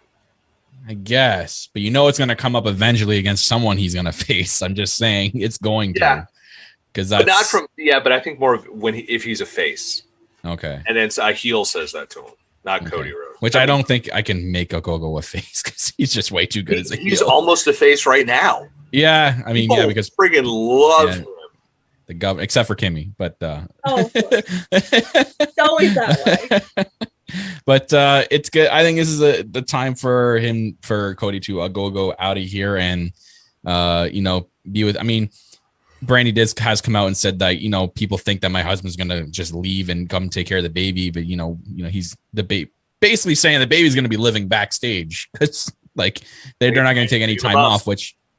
They can talk all they want, but they've never had a baby together before. So I guarantee once it does happen, they're going to realize, oh shit, maybe we need to have a couple of weeks off here so we can get this taken care of. As the only father on the podcast, I could say yes. Yeah. So Cody's going to take a couple of weeks off. I think I can still see him being behind the scenes regardless, though, if he has to travel back and forth, whether between Dynamite and wherever they're living at, obviously their house. But it's time a go take the L here would just kill anything they've just done with him so far. It would kill it. It would. I can't. Like, if he goes into the next feud after Cody, it's just like, okay, well, you talked a big game going up against Cody Rhodes and you didn't get the job done. How can I follow a go-go? What's he gonna do? He's gonna face someone lower than Cody? That just doesn't look good in my eyes. So you gotta start him off hot, have him beat Cody Rhodes, and with that deadly punch. We know that the factory is gonna be at ringside. There's gonna be a massive beatdown after the match. You're going to indispose Cody where he goes through a table. He's going to blade himself. He's going to bleed all over the place. He's going to be like toast, so they can write him off. So toast. Yeah, toast. Is that a Canadian thing? A go toast. Oh. That's my pick. All right, let's throw it over to Graybeard. What do you got on this one, bro? This is a tough one. One, it just came out today. Anthony Gogo has broken ribs. A legit broken rib. So this is going to be a short match. Well, we don't know that. Now, could this be? Here comes a replacement. It's going to be Captain Insano against Cody Rhodes. Oh, of course. Yes, please. So it's just like what's going to happen here, I think. I've had a hard time with this match. Really, really hard time. It's the hardest match I've predicted for this show. Because you're going into Memorial Day weekend with Cody Rhodes, who doesn't seem to lose a lot recently, taking on the mantle of the American Dream, his dad's mantle. Which who's going to cry? This guy, because anytime you bring up dads, Bill's going to cry. So it's hard for me to see him lose. However, I don't know if we're actually going to get an official loss here. What I think is going to happen is Anthony Ogogo is going to pummel Cody so badly that they're going to have to throw a referee stoppage or throw the match out. That it was so violent that Cody kept trying to come back that he hurt Cody so bad that Arn or Dustin or someone had to throw the towel in. That Cody Arn's going to be at ringside for sure. That's confirmed. That Cody never gave up. And that Ogogo took him out. And Ogogo's done a really great job. Like, this is why it didn't happen with the bronze medal, because Ogogo has put over Cody as one of the best wrestlers in the world. So there is a matter of respect that's going into this, which I like. But I do think Ogogo has to come out as the top dog in this one. And he could take time off after being Cody, especially if it's a broken rib. He needs to heal up. This guy looks like money. He sounds like money. If you listen to his outside the ring interview he did with Lexi Nair, he's actually like a really awesome human being who like champions a lot of great social justice rights. So he is a babyface. And people looked at that Cody promo and just like, you sounded a little too nationalistic during a time where people aren't overly proud of the country. And the people who are proud of the country aren't the biggest baby faces in the world. So people really are gravitating towards Ogogo for that. But I'm going to tell you what, he's got to do it, because if he loses, the factory to me means nothing. And he's got to and I don't know how much Gogo means if he loses, unless he does that thing where he basically gets rolled up real quick and then he beats the snot out of Cody afterwards. Because if he can go in the ring, this guy is going to be a huge star for AEW. Yeah. Yes. Very well said, Bill. It's one of those things like if he wins, he wins. But if he loses in that fashion and he beats up Cody, he still wins. Mm-hmm. That's a great point. But even then, I don't know if I'm overly convinced that he wins. Yeah. I think I got to stick with the Gogo on this one. Let's move on. Let's talk about the AEW World Tag Team Championship match. We have the Young Bucks taking on Eddie Kingston and Moxley. A lot of my decisions I'm making today are like based on someone having a baby or, taking time off or going on tour or whatever it's going to be. For those reasons, Young Bucks are money. No pun intended. I think Moxley goes away for a little. I still have my Young Bucks dollars, I think, from when we saw them in Philly for the AEW show. I'll have to see if I find it. But I think the Bucks retain here. I'll throw it to Kimmy. Oh, okay. So, Mr. Kyle Masters, I just want to make you aware of something you have said. This is the moment, guys. Are you ready? No. I'm ready, Kimmy. I'm ready. Thank you. On March 8th, 2021, which was the AEP Revolution Review Show. Wow. That's right. This is how official I went to yell at Kyle. So we were talking about how AEW was going to make of this botch. And Kyle said, and I quote, Tony should have just said they made a mistake and it happens in wrestling. And I countered him by making it into a story. It saves you. Wrestling is all about the story. To which then you replied, what is Eddie going to do? Like, come on, Kimmy. To which I said, everyone is asking why Eddie is bitter. Bitter enemies become best of friends too. If anyone could save this botch, it is Eddie Kingston. Mr. Kyle Masters. Kyle, Yes. I love you, buddy. But she might have, I mean, she's literally quoting you. And as a journalist, I can't say like, she made here. I've made you something. I've drawn you a number one trophy just for you. There you go. You want your trophy? There it is. Wow. Congratulations. This is happening right now. Thank you so much, but I'd just like to make you aware that you were not only wrong, but you said last night how you were such a big fan of this tag team that came together because of a botch, which means that the story did save it. Because now I don't think of the botch. I think of one of the greatest teams that AEW has right now. Wow. And one of the most entertaining things that AEW has right now. Oh, man. The only thing I can counter that is because I said it on a review show and that AEW Dynamite episode didn't happen until after that. So, like, I can't. They did a great job in proving me wrong. I have nothing else to say to that. I said that on a show before I seen the end result. So you have to believe in your companies. I've learned. I do believe in my company. That's why I do a podcast. I've been doing it for like 2 years. So why wouldn't I? That is true. With my pick for this match, my heart says Eddie and John. I love them. Like I said, this is a great tag team. This was the smartest thing they did to fix after Revolution. But I think this is the summer of the Young Bucks. I don't see them losing. I think that heel Young Bucks is probably the best Young Bucks, the best version of them. So I'm going to go with the Young Bucks in a very hard-fought match to then John go with Renee and celebrate their baby, Nora. Love Correct. That name. Love that name. Correct. Bill, and we love you, man. What do you got on this one, bro? I wish I loved me. That's why I'm in therapy. So this is another hard one. Because I said on the AEP, like I could see the Wild Things, Mox and Kingston, probably just taking it and drinking some whiskey over a fire pit. And where's my invite? Because it'd be a hell of a time. But no, in all seriousness, I bring me along. Oh, brother, I'm a little closer than you. That's not saying much. I'm one step closer to the edge. Now I'm about to break. Love it. What band said that? Was that Linkin Park? Yeah, man. Oh yeah. One of the greatest bands of all time. I should be thrown off this podcast. Not by the famous stars guy though.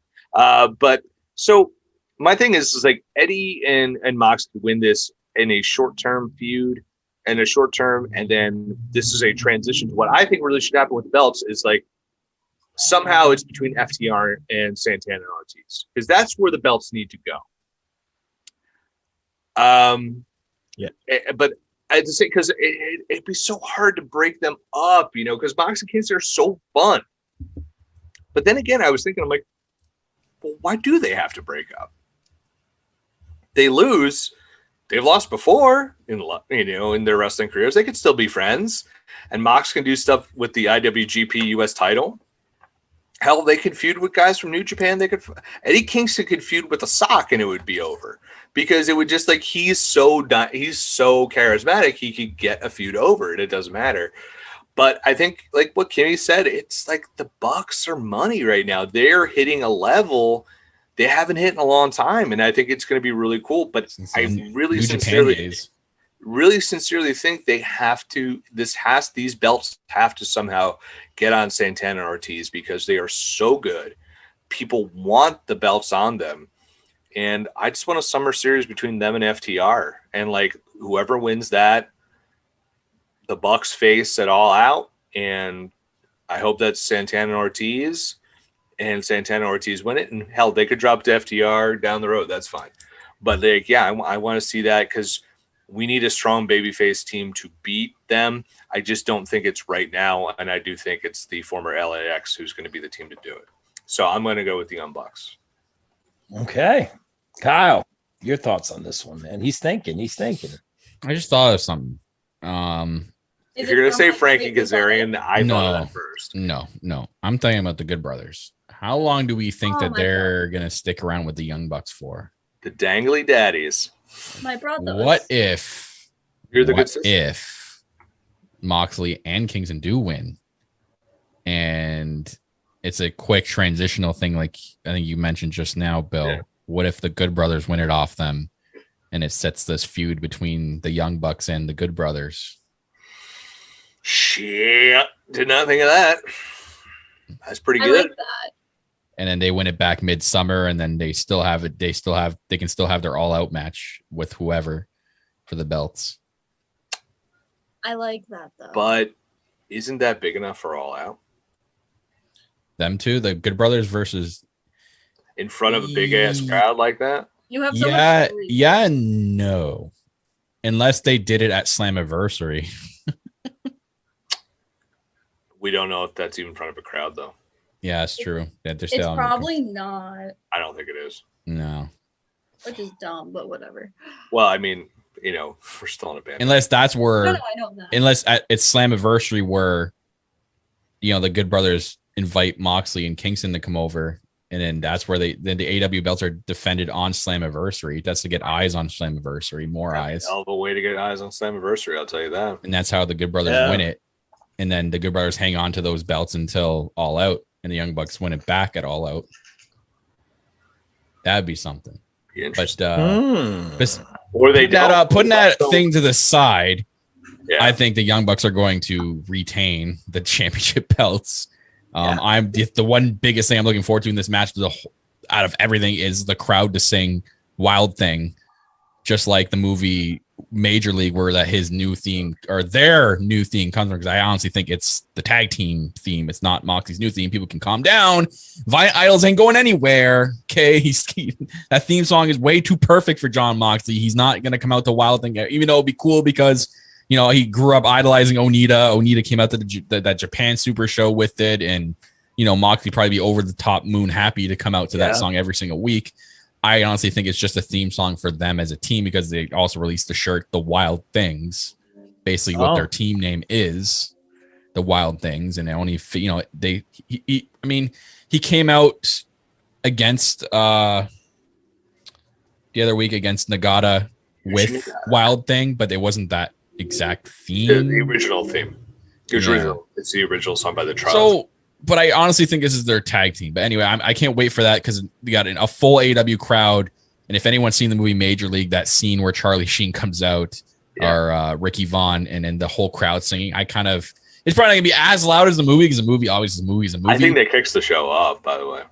It's exactly what I said in the predictions. I think this show should kick the show off. This should be like the opening contest to get the freaking pay-per-view hype and get everybody into that fucking show, because that match right there and that moment alone with the Wild Things theme that's how you start a fucking pay-per-view. The Bucks are going to win either way. It's still a good way to kick off the pay-per-view. And if Moxley and Kingston win, that's a good pop to start the pay-per-view, because people are going to go absolutely nuts if they won the tag belts. So it's going to be a great match. You get the physical hard side of Moxley and Kingston clashing with the Young Bucks style, which is one of the best styles in the world. And that's why they're considered the best tag team in the world. It's going to be such a great match. Can't wait for it. I'm excited for the Young Bucks fashion, their gear, what Jordans are going to come out looking like, what casino inspired gear they're going to have. Is the Jordans going to match casino inspired gear? Did they get custom ones? Did they work with Nike to get some custom ones going? It'll be cool to see. So I'm excited for this, but Young Bucks retaining for sure. I know that's a long answer, but no, it's great, man. I love the outside the box thinking. That's what we're all about, man. And let's move on to our next match here. Talking about outside the box, I did not think that they were going to run back Inner Circle versus Pinnacle. Like, I thought that'd be it for a little bit. So the fact that they're running it back, obviously in the Stadium Stampede, it's going to be a lot of fun. It's going to be a lot of big spots.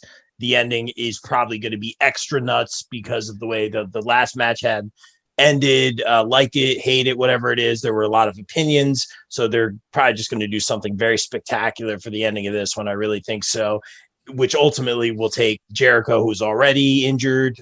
I don't know factually if that's true or not, but JayCrow will be maybe taking the pinfall here. How does Stadium Stampede work? It's just a pinfall, right?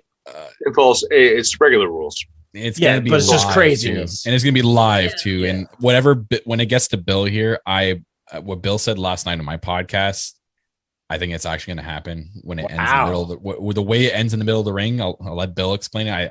That's probably gonna be my pick. So you can just skip over all right, I'll throw it to Bill next. Then that's very interesting to me. But I think JayCrow does take the pin here, and JayCrow goes away. Like, I know we say this a lot, but I really think as things begin to open up, he will, if he really is injured in some minor way or form or fashion, that he does take some time off here. And if he's going takes on tour with Fozzy, that it's got to be fine. I mean, we've been saying that for a while, but I think it's actually happening now. But I think I haven't checked the most recent tour date, since I might be the only one. Yeah, things are concert on this panel. He's going to take, I think Wednesdays he has built around that he's not touring. Oh, that's very interesting. Okay, that is interesting. So I could be way off base here, but I think for the inner circle, I just listen to a lot of AEW stuff, Rob. So you're not off base. It's just I am a nerd. Well, Mr. Nerd, I'll throw it to you in 1 second, man. But I think for the inner circle to be able to break up, like someone does kind of have to disappear or go on the back burner for a while. And it makes sense, man. It makes sense. And I think that point you had earlier, Bill, about LAX, I think it was you saying that they should have the titles at some point. I couldn't agree more. Every podcast I have, especially with a lot of these indie promotions, stuff like that, they'll bring up, oh, well, we had Santana and Ortiz here. It was a match of the night. Like, check this out. Like, I remember seeing them, and it was one of the best if not the best tag team matches I ever saw with them versus the Rep. So, Bill, I'll throw it to you, man. Do you think this is the end of the inner circle? I do think it's the end of the inner circle. And I think what's going to happen is part of this match will be taped, and it'll be starting to Stampede. But then there's the other part of the Jesus, Kyle. I feel so honored. The other part of the match will be live, as they said. And I think what happens is that JayCrow, with the arm injury, whether real or exaggerated, will tap out with tears in his eyes in the center of the ring to MJF. So the man who started the inner circle will now be the reason the inner circle is done. With the poetic way. Salt of the earth on the injured arm. So he'll do MJF will put the Fujiwara armbar on the salt of the earth on JayCrow. JayCrow is forced to tap out. And like I said, the man who started everything is going to be the reason they break up.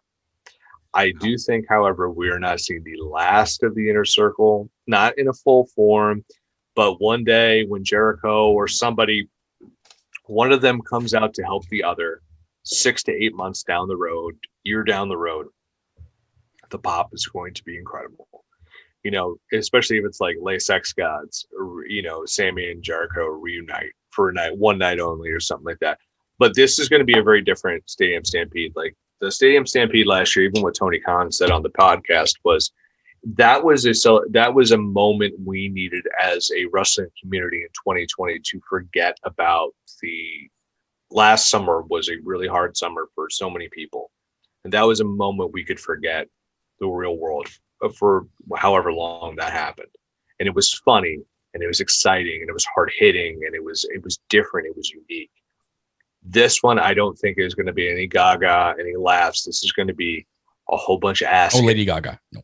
There's no Lady Gaga jumping off the top of the stadium. Not happening. I can't believe I remembered that. I can't remember my credit card sometimes. Jesus. But it's like, I do actually. Sorry, Mom. I think this is going to be way more serious. I don't know if it'll be as memorable, the whole thing, as the first one was. But that finish, I think, if that goes down that way, will be one of those moments that AEW is going to go back to for a long time. And I think it'll be very poetic if that happens that way, because I am a poet. And I think grandly.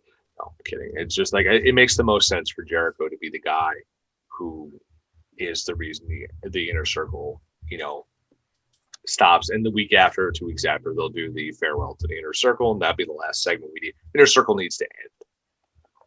Wow. Kyle, do you just copy and paste pretty much? Yeah, because I actually love that. That's like a perfect scene. That's like the perfect like snapshot of like JayCrow just like bawling his eyes out in the middle of the ring. Maybe like Wardlow or FTR holding back Santana and Ortiz from getting into the ring. They're like trying to reach for him. And then he's got that salty earth locked in, that injured arm. Like it's been in a cast ever since now. Right. So who knows if he'll still be in a cast at the Stadium Stampede, which I can see him being in the cast of Stadium Stampede, and then it eventually gets torn off his arm by the end of the match. And that's how, or he does like that ballsy thing where he's just like, I'm just going to break it off. And mid fight breaks it off. Like, I don't know, somebody's head and like Wardlow's head, and it like smashes into pieces, or like they smash it off him. Like I can see MJF being like all like cynical and like rage in his face, and he breaks the cast off, and then he locks in the salt of the earth to end the match.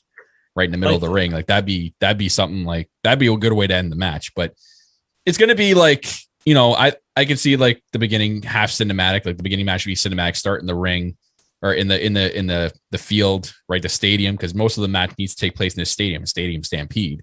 Right. But eventually the match I think will end because it's a live crowd. And it's a full crowd. They'll eventually spill out into the arena and end the match mid ring. So that the fans there can get a finish. But I really like the way Bill structured that. So I'm like, God, got to go with that. I can't like screw my prediction. I'm going with this one. I still had the Pinnacle winning either way. So I'm going to stick with the Pinnacle.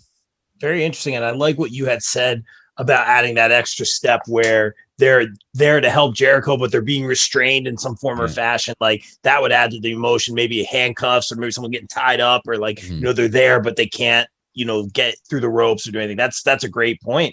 Kimmy, do you think this is the end of the Inner Circle? Of course I do. But I think any wrestling company should hire Bill for their creative team. Oh, I think that too. Very well said. I've only been booking the Bodkin World Order EFED on Google Docs and work since the year 2000. It's all right. Oh, I wasn't born that, but it's okay. Anyway, I was only in college when you were born, so it's fine. I appreciate my new trophy. I really hope it's there on Monday on your show. Just saying. As a post-it note. But he should keep it there anyway. Right, I can make more. I got more. Oh, perfect. I'm excited. I love Stadium Stampede last year. I think it's a really out-of-the-box idea, like we said when we were beginning this.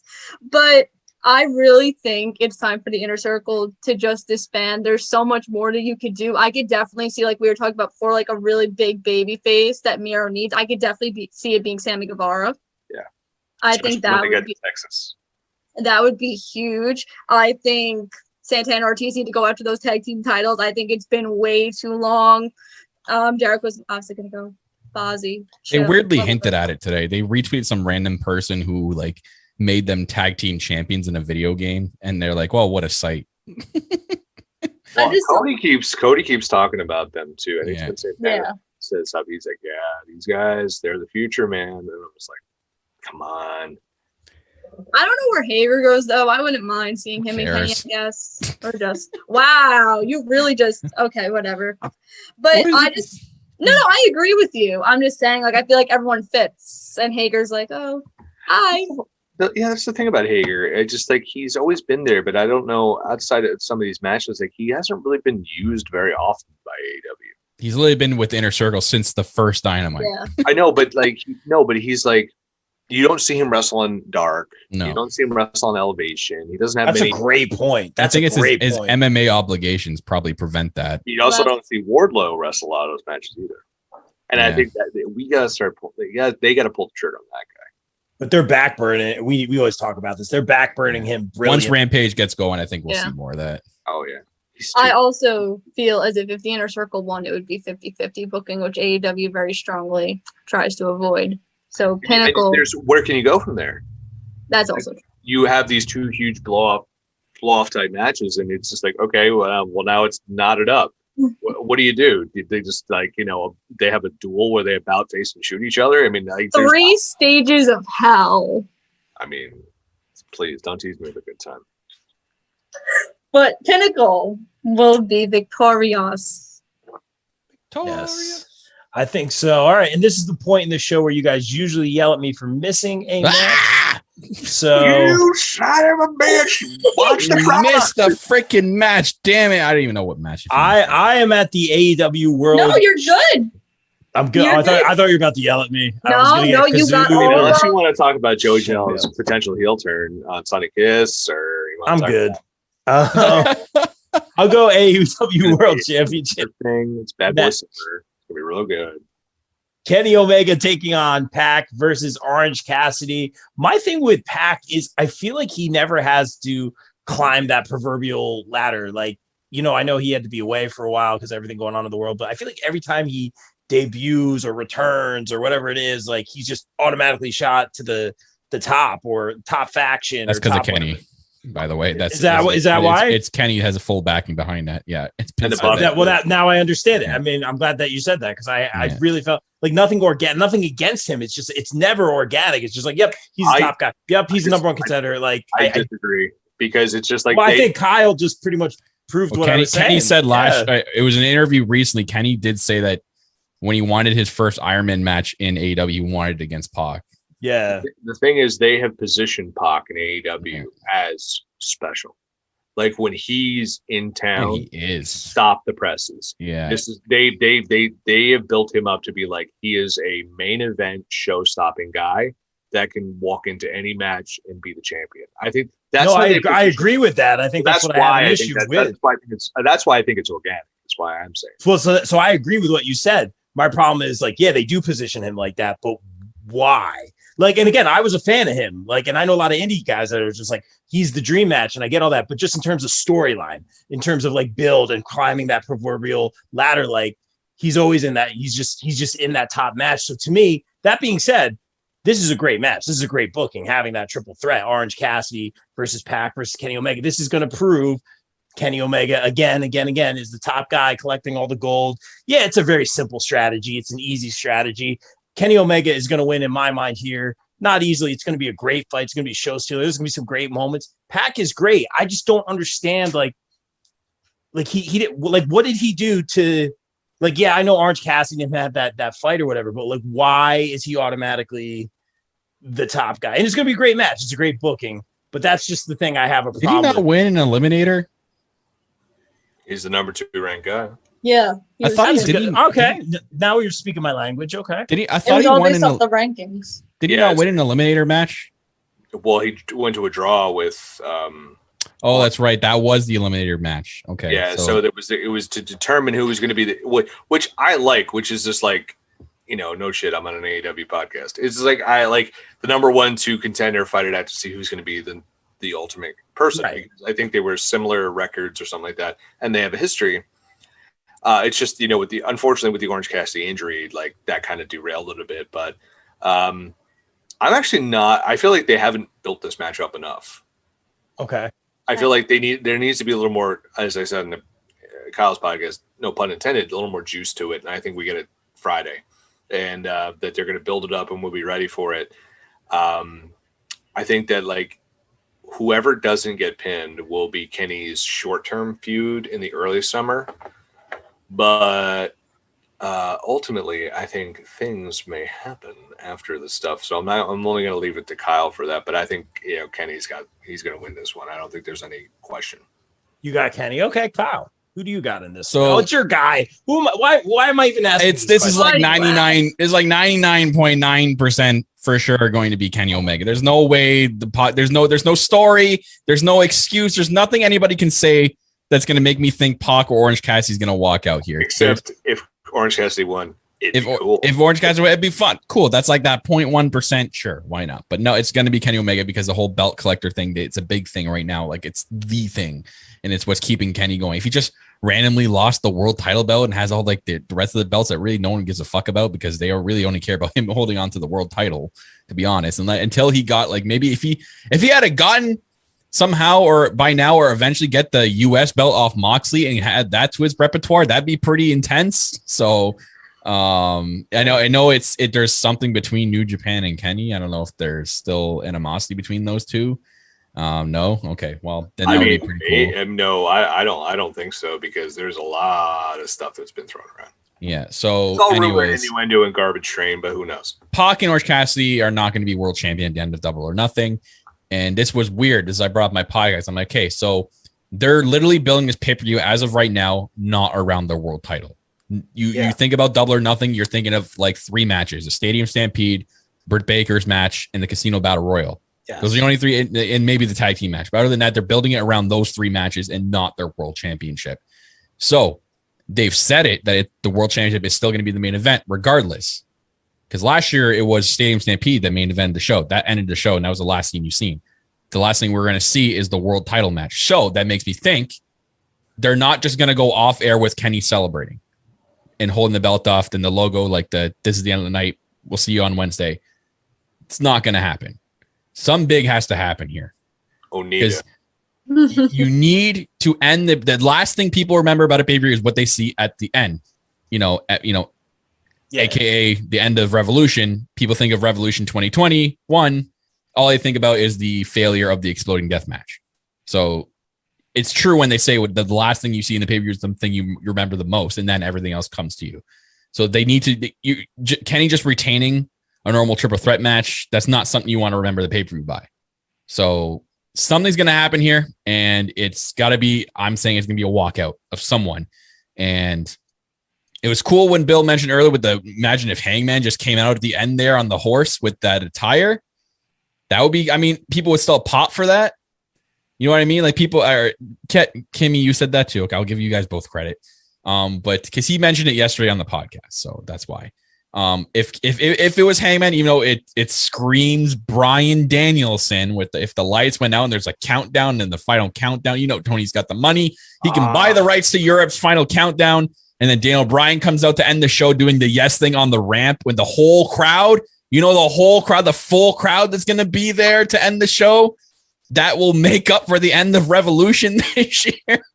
What if it, and I don't know if they could do it just because of the 90-day, but what happens if you just see the words Samoa Joe? Yeah. Pop up on the screen. I don't know if they could say it because I don't know if the delete would legally, because legally he can't be there. But if they did I wonder if there's a legally somewhere they can show a video, because TNA just did Slammiversary promo showing Samoa Joe. The Iconics logo. Yeah, but they own that. They own the rights to that Samoa Joe footage. So yeah, they did that something similar. But what if AEW shows something from TNA? So it's Samoa Joe footage from Impact. There you go. Ring of Honor. That's a great Ring of Honor. The Samoa Joe or Daniel Bryan thing would be amazing. Yeah, and you know what's interesting about that? Like that would be a great way to end the show. I like what you're saying, Kyle. But you can't claim a fan chant. You can't claim that yes. You can't use the yes because that's the fans. Oh, no, you can't do it. No. Which is like really interesting, because if he comes out, this is happening. There's no doubt. And what a way to end the show. Your friend is going to spontaneously combust in the crowd. Well, Twitter is going to spontaneously combust if Daniel Bryan walks out. Like AEW is going to be the number 1 trend in the fucking world for like 3 days after the pay-per-view. If that's why you make a move like that. That's why we talk. No disrespect. That's what makes me think that you can't just have this main event with barely a story. It's only been a 2-week story, and that's going to end your pay-per-view. Just Kenny holding up the belt with the Good Brothers going too sweet. No. You also brought up that it's the 2-year anniversary of Moxley coming out. It is. Yeah, it's also the 2-year anniversary of that happening, which was a big moment. Yeah, that's how you ended that pay-per-view. If I'm Daniel Bryan and I'm making a decision right now, hypothetically, in most people's mind, he'll go back to WWE, but he's always been very opinionated about that and everything. And he does love the indies and does probably respect a lot of what AEW does. If I'm Daniel Bryan, do I want to take on Kenny Omega? Yes. Yeah. Right. And that's a money move. That's the money move. Make a contract where you can be like freedom. The contract freedom is what AEW has over the WWE. He could go to New Japan. He could go to Mexico. Ring of Honor, Impact, NWA. Like they would, if I'm AEW, I'm like, listen, dude, I'm gonna need you for X dates, and we're home promotion. If we need you, we're gonna call you. Whenever we don't need you, go do what you want. Just don't get hurt. Yeah, love it. And so where's he live in Seattle? No, Napa. Napa Okay. Valley. Oh, we're in the valley. How nice. Yes, very nice. Yes. Oh gosh. Yes, yes. Oh, fancy. I wonder what Bella influenced that move. Oh, wow. Kimmy, no love for the Bella Twins. Kimmy, take us home on this one. Hi. Happening over there. So I find it very interesting that we're just focusing on Kenny and Orange. I'm shocked no one brought this up. I feel like we're not really focusing on Pac as much, which questions me a little bit. Kenny's gonna win. I'm not hinting at something like Pac is gonna Thank win. you. He was reaching for the bell. I could feel it. No, I was reaching for the trophy to take it down. Oh. No. I'm not saying Pac is going to get a surprise roll up and win. I'm just saying that's interesting story wise that, oh, yeah, we're just going to hint Kenny and Orange. You know, we saw it like 2 weeks ago, and that's the big thing that's happening tomorrow. He's gonna take the pin. I know. But like the contract, you know, you can get out of this world title match. You can do it. And like we've really seen no interaction between Kenny and Pac besides the end of their No. 1 contender match. So I just found it a teeny bit interesting. Don't know why we're not. I think that's going to change Friday. I think we're going to get All they're three. going to get my hard sell on that on Friday. At least I hope. I hope so too, because that would be really, really crappy. And if not, Bill, because then that just proves what I just said is for sure going to happen 100%. And I love that. And I really hope that happens. But Kenny is winning. Obviously, if Kenny loses here, that would be a really bad decision. Yeah, AEW would lose a lot of fans. I'm just saying. See. You know what's also funny, and I'm just going to bring this up, and this might be apropos of nothing, but today marks the 25-year anniversary of the NWO. This weekend, man, just having someone come in that we're not expecting, like you were saying, Kyle, and just kind of a takeover, kind of something different, like something that's going to shock the system, not Undisputed Era, but something like a big move like that. You know what I mean? Bischoff's going to be there tomorrow, and he was, I know he was part of the NWO. But I'm just saying, like, it would be kind of wild if you had something similar to that. Tony Khan's a historian. Who are you thinking of? Because I can't. No, I'm thinking like Joe Danielson, something like that. Oh, okay, yeah. Especially, but Danielson fits that NWO thing a little better because we're all pretty much convinced that he's going to go back to WWE. Like, people think he's signed now. And all of a sudden he shows up and you're just like, what? Wasn't that exactly what Moxley, though? Because no one, like, the rumor was this is exactly the same way with Moxley when he left WWE. This is literally identical to what happened then is happening now. No, because WWE announced in January that he didn't resign. Which is very weird. Remember, they moved. In a way, it's the same then. In a way. Remember, they moved him to the alumni section, Dana Bryan, and stuff like that. And everyone thought it, because I went back to read my original review of Double or Nothing on thepopbreak.com. And it was, the rumor and innuendo was like he'd do a little New Japan, he'd do some indies, then he'd go back. Mm-hmm. He didn't. And so I think that's why it was even bigger surprise, because people were like, oh, he's going to go back. This is all like Renee's still there. He's going. Because I remember 2 years ago, people were like, he's going to go back. Like, in a few months, he'll just do. It'll be like Punk, you know. Or Matt Hardy. He'll go away and he'll come back, you know. But at the end of the day, there was a time where we thought he would never be wrestling again. So we're just happy to see him wherever he ends up. But the money move for sure is going to be a Double or Nothing. If he comes out at the end, Kyle, like you said, that is the money move. That's going to get you number one on Twitter. That's going to get the trends. That's going to bring in people. I would love to see Vax reaction to that. I just want to hear final countdown. Like, I just want to hear the final countdown. What do you mean Vax reaction? You mean Mike Vacchiano, or are you talking about vaccinations? The Vac attack, bro. Vacchiano, yeah, for sure. He'll finally watch AEW. That'd be awesome. Tony Khan, I know he's promised, and to some he's under-delivered, even though I don't believe the Christian thing was under-delivered. That was a fucking great move by AEW. Clearly it's worked out. People are finally seeing why that was a great signing. He needs to not under-deliver now. He's this is twice now he's made big promises. I still don't think it's as big as the last time, though. I don't think it's anywhere near that. He's saying this is a new era in AEW. Well, I mean, they're going back on this pay-per-view, and nobody says this pay-per-view and the post show are going to be a new era, like big signings and big moves. So what does that entail? Well, they said they're going to announce a whole bunch of touring. So that's going to be big, which to me is like they're going to confirm Newark. because they're like, Cody even said on the call, it's like, we're confirming, we're going to say markets we haven't hit, we need to. Hit us with a trailer for the New Japan AEW Super Show for the end of the year. I can't handle that sort of anticipatory stress. Yeah. Right. It's going to be great. And, we're big indie, supporters here on the BCP, but I like Cody's answer about saying when he goes to the different areas, they're going to bring in different is that where you're going, Bill? Because that to me, I was like, that's everything, man. And I love, because I thought he might go, oh, like now that we're touring, we're not going to do that as much. But they are going to sign some of those people who are on Dark. Really? He said, so this is the thing. Some of the people from Dark and Elevation that you have seen multiple times will go on the road with them. So that's what it's all about. Fuego. Come on, Danny Jordan. Come on, Danny Jordan. Come on, Danny Jordan. They gotta sign Danny Jordan. Gotta. Good. I love it. Opportunity, dreams coming true. Guys, it's a dream to work with you guys. It's always a pleasure. Let's get that shameless promo out of the way. Kimmy, you go first because you ditched Brooke Adams and Taryn Terrell for little old us. So please. Wow, so many people are disappointed I did that. I thought you I'm not disappointed. Do you want the trophy to hold? You can hold it while you did get a trophy. Did Brooke Adams give you a trophy today? Dude, we kind of buried the lead on Kimmy. She is a hashtag now, thanks to Maria. Yeah, congratulations, Kimmy, getting the little mentorship from one Miss Maria Kanellis. My girl. Great interview. Yes, thank you. We have some things coming, me and Maria, coming soon. I wonder what it is. I have so many questions I'm wrestling with. Oh, that was a good one. I know. I've been around the block a few times. Thanks, Kyle. Kyle's a real one. Kyle made my logo. Anyway, so hi. I'm Kim. Hi. It's almost crackhead hours, we got to go all crazy. And my day's been really long.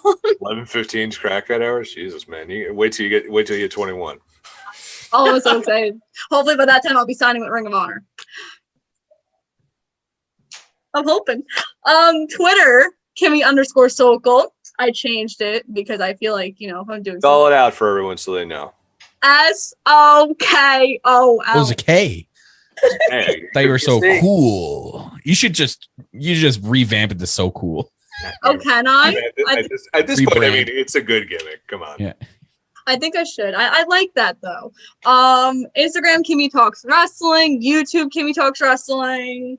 Trying to think what else. Oh, what are we doing? What signings are we doing? Jillian Hall is next week. I believe we're doing a virtual signing. I think that's next. I think there's someone else. I just can't remember who. But we have Anna J in July. Anna J in July. I'm so excited to work with Anna J in July. You all have we work. Can you give her one of these? It's all in the J. No, I'm not doing that at all. I'm going to talk to her about BTE.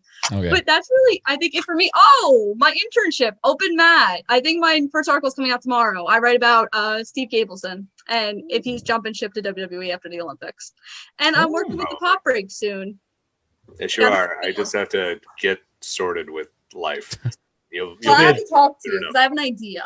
I'm all right about the Friends reunion. Oh, I can't wait to watch that. And you know how we're talking about AEW scooping up Bryan Danielson?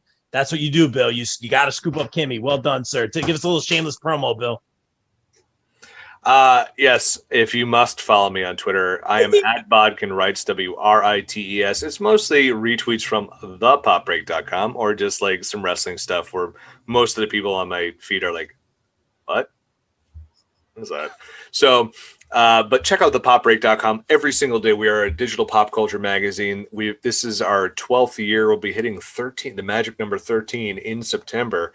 I think I'm terrible at math. Nope, we'll be hitting 12 in September. Sorry, subtraction. That's why I'm a journalist, not a mathematician. We are thepopbreak.com covering film, television, music, anime, comic books, pro wrestling. Plus, we have an extensive podcast network. You can hear me every single Thursday on the Socially Distanced Podcast. Might change due to Loki coming out and screwing everything up. But we are on Apple, Google, SoundCloud, and Spotify. That is the Socially Distanced Podcast. I am also hosting a wrestling podcast called This Wrestling Life, a podcast, which all three of the people on this show will be on at some point, where I am talking about wrestling fandom. Rob, I've told you about this like 74 times already. I was selling it. And I am recording episode number 1 with good brother Kenny Pete. We're going to be talking about wrestling fandom as well as championing our favorite underrated talent. My first one I did was about Jerry Lynn, AEW coach, former TNA X Division champion, ECW world champion, Ring of Honor world champion, and a ton of other stuff. He was Mr. JL in WCW. I check out the Pop Break on Twitter at the Pop Break. At the Pop Break on Instagram /popbreak.com, all spelled out on Facebook. And look for the Breakcast, Pop Break TV, and The Winner Still Is, and the Way Too Early Oscar podcast on Anchor, Google, Spotify, and Apple Podcasts. We're publishing a whole bunch of stuff. I don't know how. I also have a full-time job and am a dad. And remember everything you just said. Yeah, man. You're killing it. Love it. It's the Irish memory increaser. Love it. And shout to good brother Kenny Pete, who I'm excited to see this Saturday at Battle Club Pro. Always good to see him. Kyle, shameless promo time. Yay! Ladies and gentlemen, I am the Canadian God, the self-proclaimed greatest host of the All Elite podcast. Right there, bam! Right on the screen for you guys. He just big timed us. Look at that professional move. Right there, live every Thursday night at 7 p.m. Eastern time. We are live on YouTube, Twitch, Facebook Live, and Periscope. On behalf of the No Holds Barred Network, we are your number one source for wrestling, podcasts, content, and more. We have great shows like the All Elite podcast, where you can find myself and Tiffany talking about everything in that AEW world when it comes to BTE, comes to Dark, Elevation, Dynamite, whatever is trending in the AEW world, we bring up and talk about on the podcast. We like to have fan discussions. We like to have you guys chatting about in the chat. We watch a chat throughout the entire episode and get your guys' opinions in on everything. So make sure you join those live chats when we are live on the All Elite podcast. And then we got Bob Culture there. You can follow him at Bob Culture Pod on Twitter as well. I was trying to you can follow the All Elite podcast as well at All Elite Pod on Twitter. You can follow myself at Real Kyle Masters, but make sure you are following the No Holds Barred Network on Twitter and subscribing on YouTube at NHB Network on Twitter and at youtube.com/No Holds Barred Network on YouTube. You can find other great podcasts like Tiff does. She does Under the Ropes, where she interviews probably every single independent wrestler under the sun. And you never know where they might be, but you want to learn where they come from. So start watching those episodes because she interviews literally everybody that comes into her. Everyone that speaks to her, she ends up interviewing on the show, and they're really great interviews. So check that out, guys. But mainly find me on the All Elite podcast again every Thursday night, 7 p.m. Eastern time. Yeah. That was very well done, Kyle. With That was very that was like really professional, man. I figured out how to use OBS virtual camera. That's why. That was really, really good. I gotta learn that, man. I have my professional post-it note, so follow me at. Well, we got the Kimmy #1 trophy post-it note over there. Here. You go. That's I didn't get a trophy. I did not get a trophy to say. But guys, like we always say here on the BCP, we out. Everyone stay safe, stay positive, take care of each other. We out. Peace.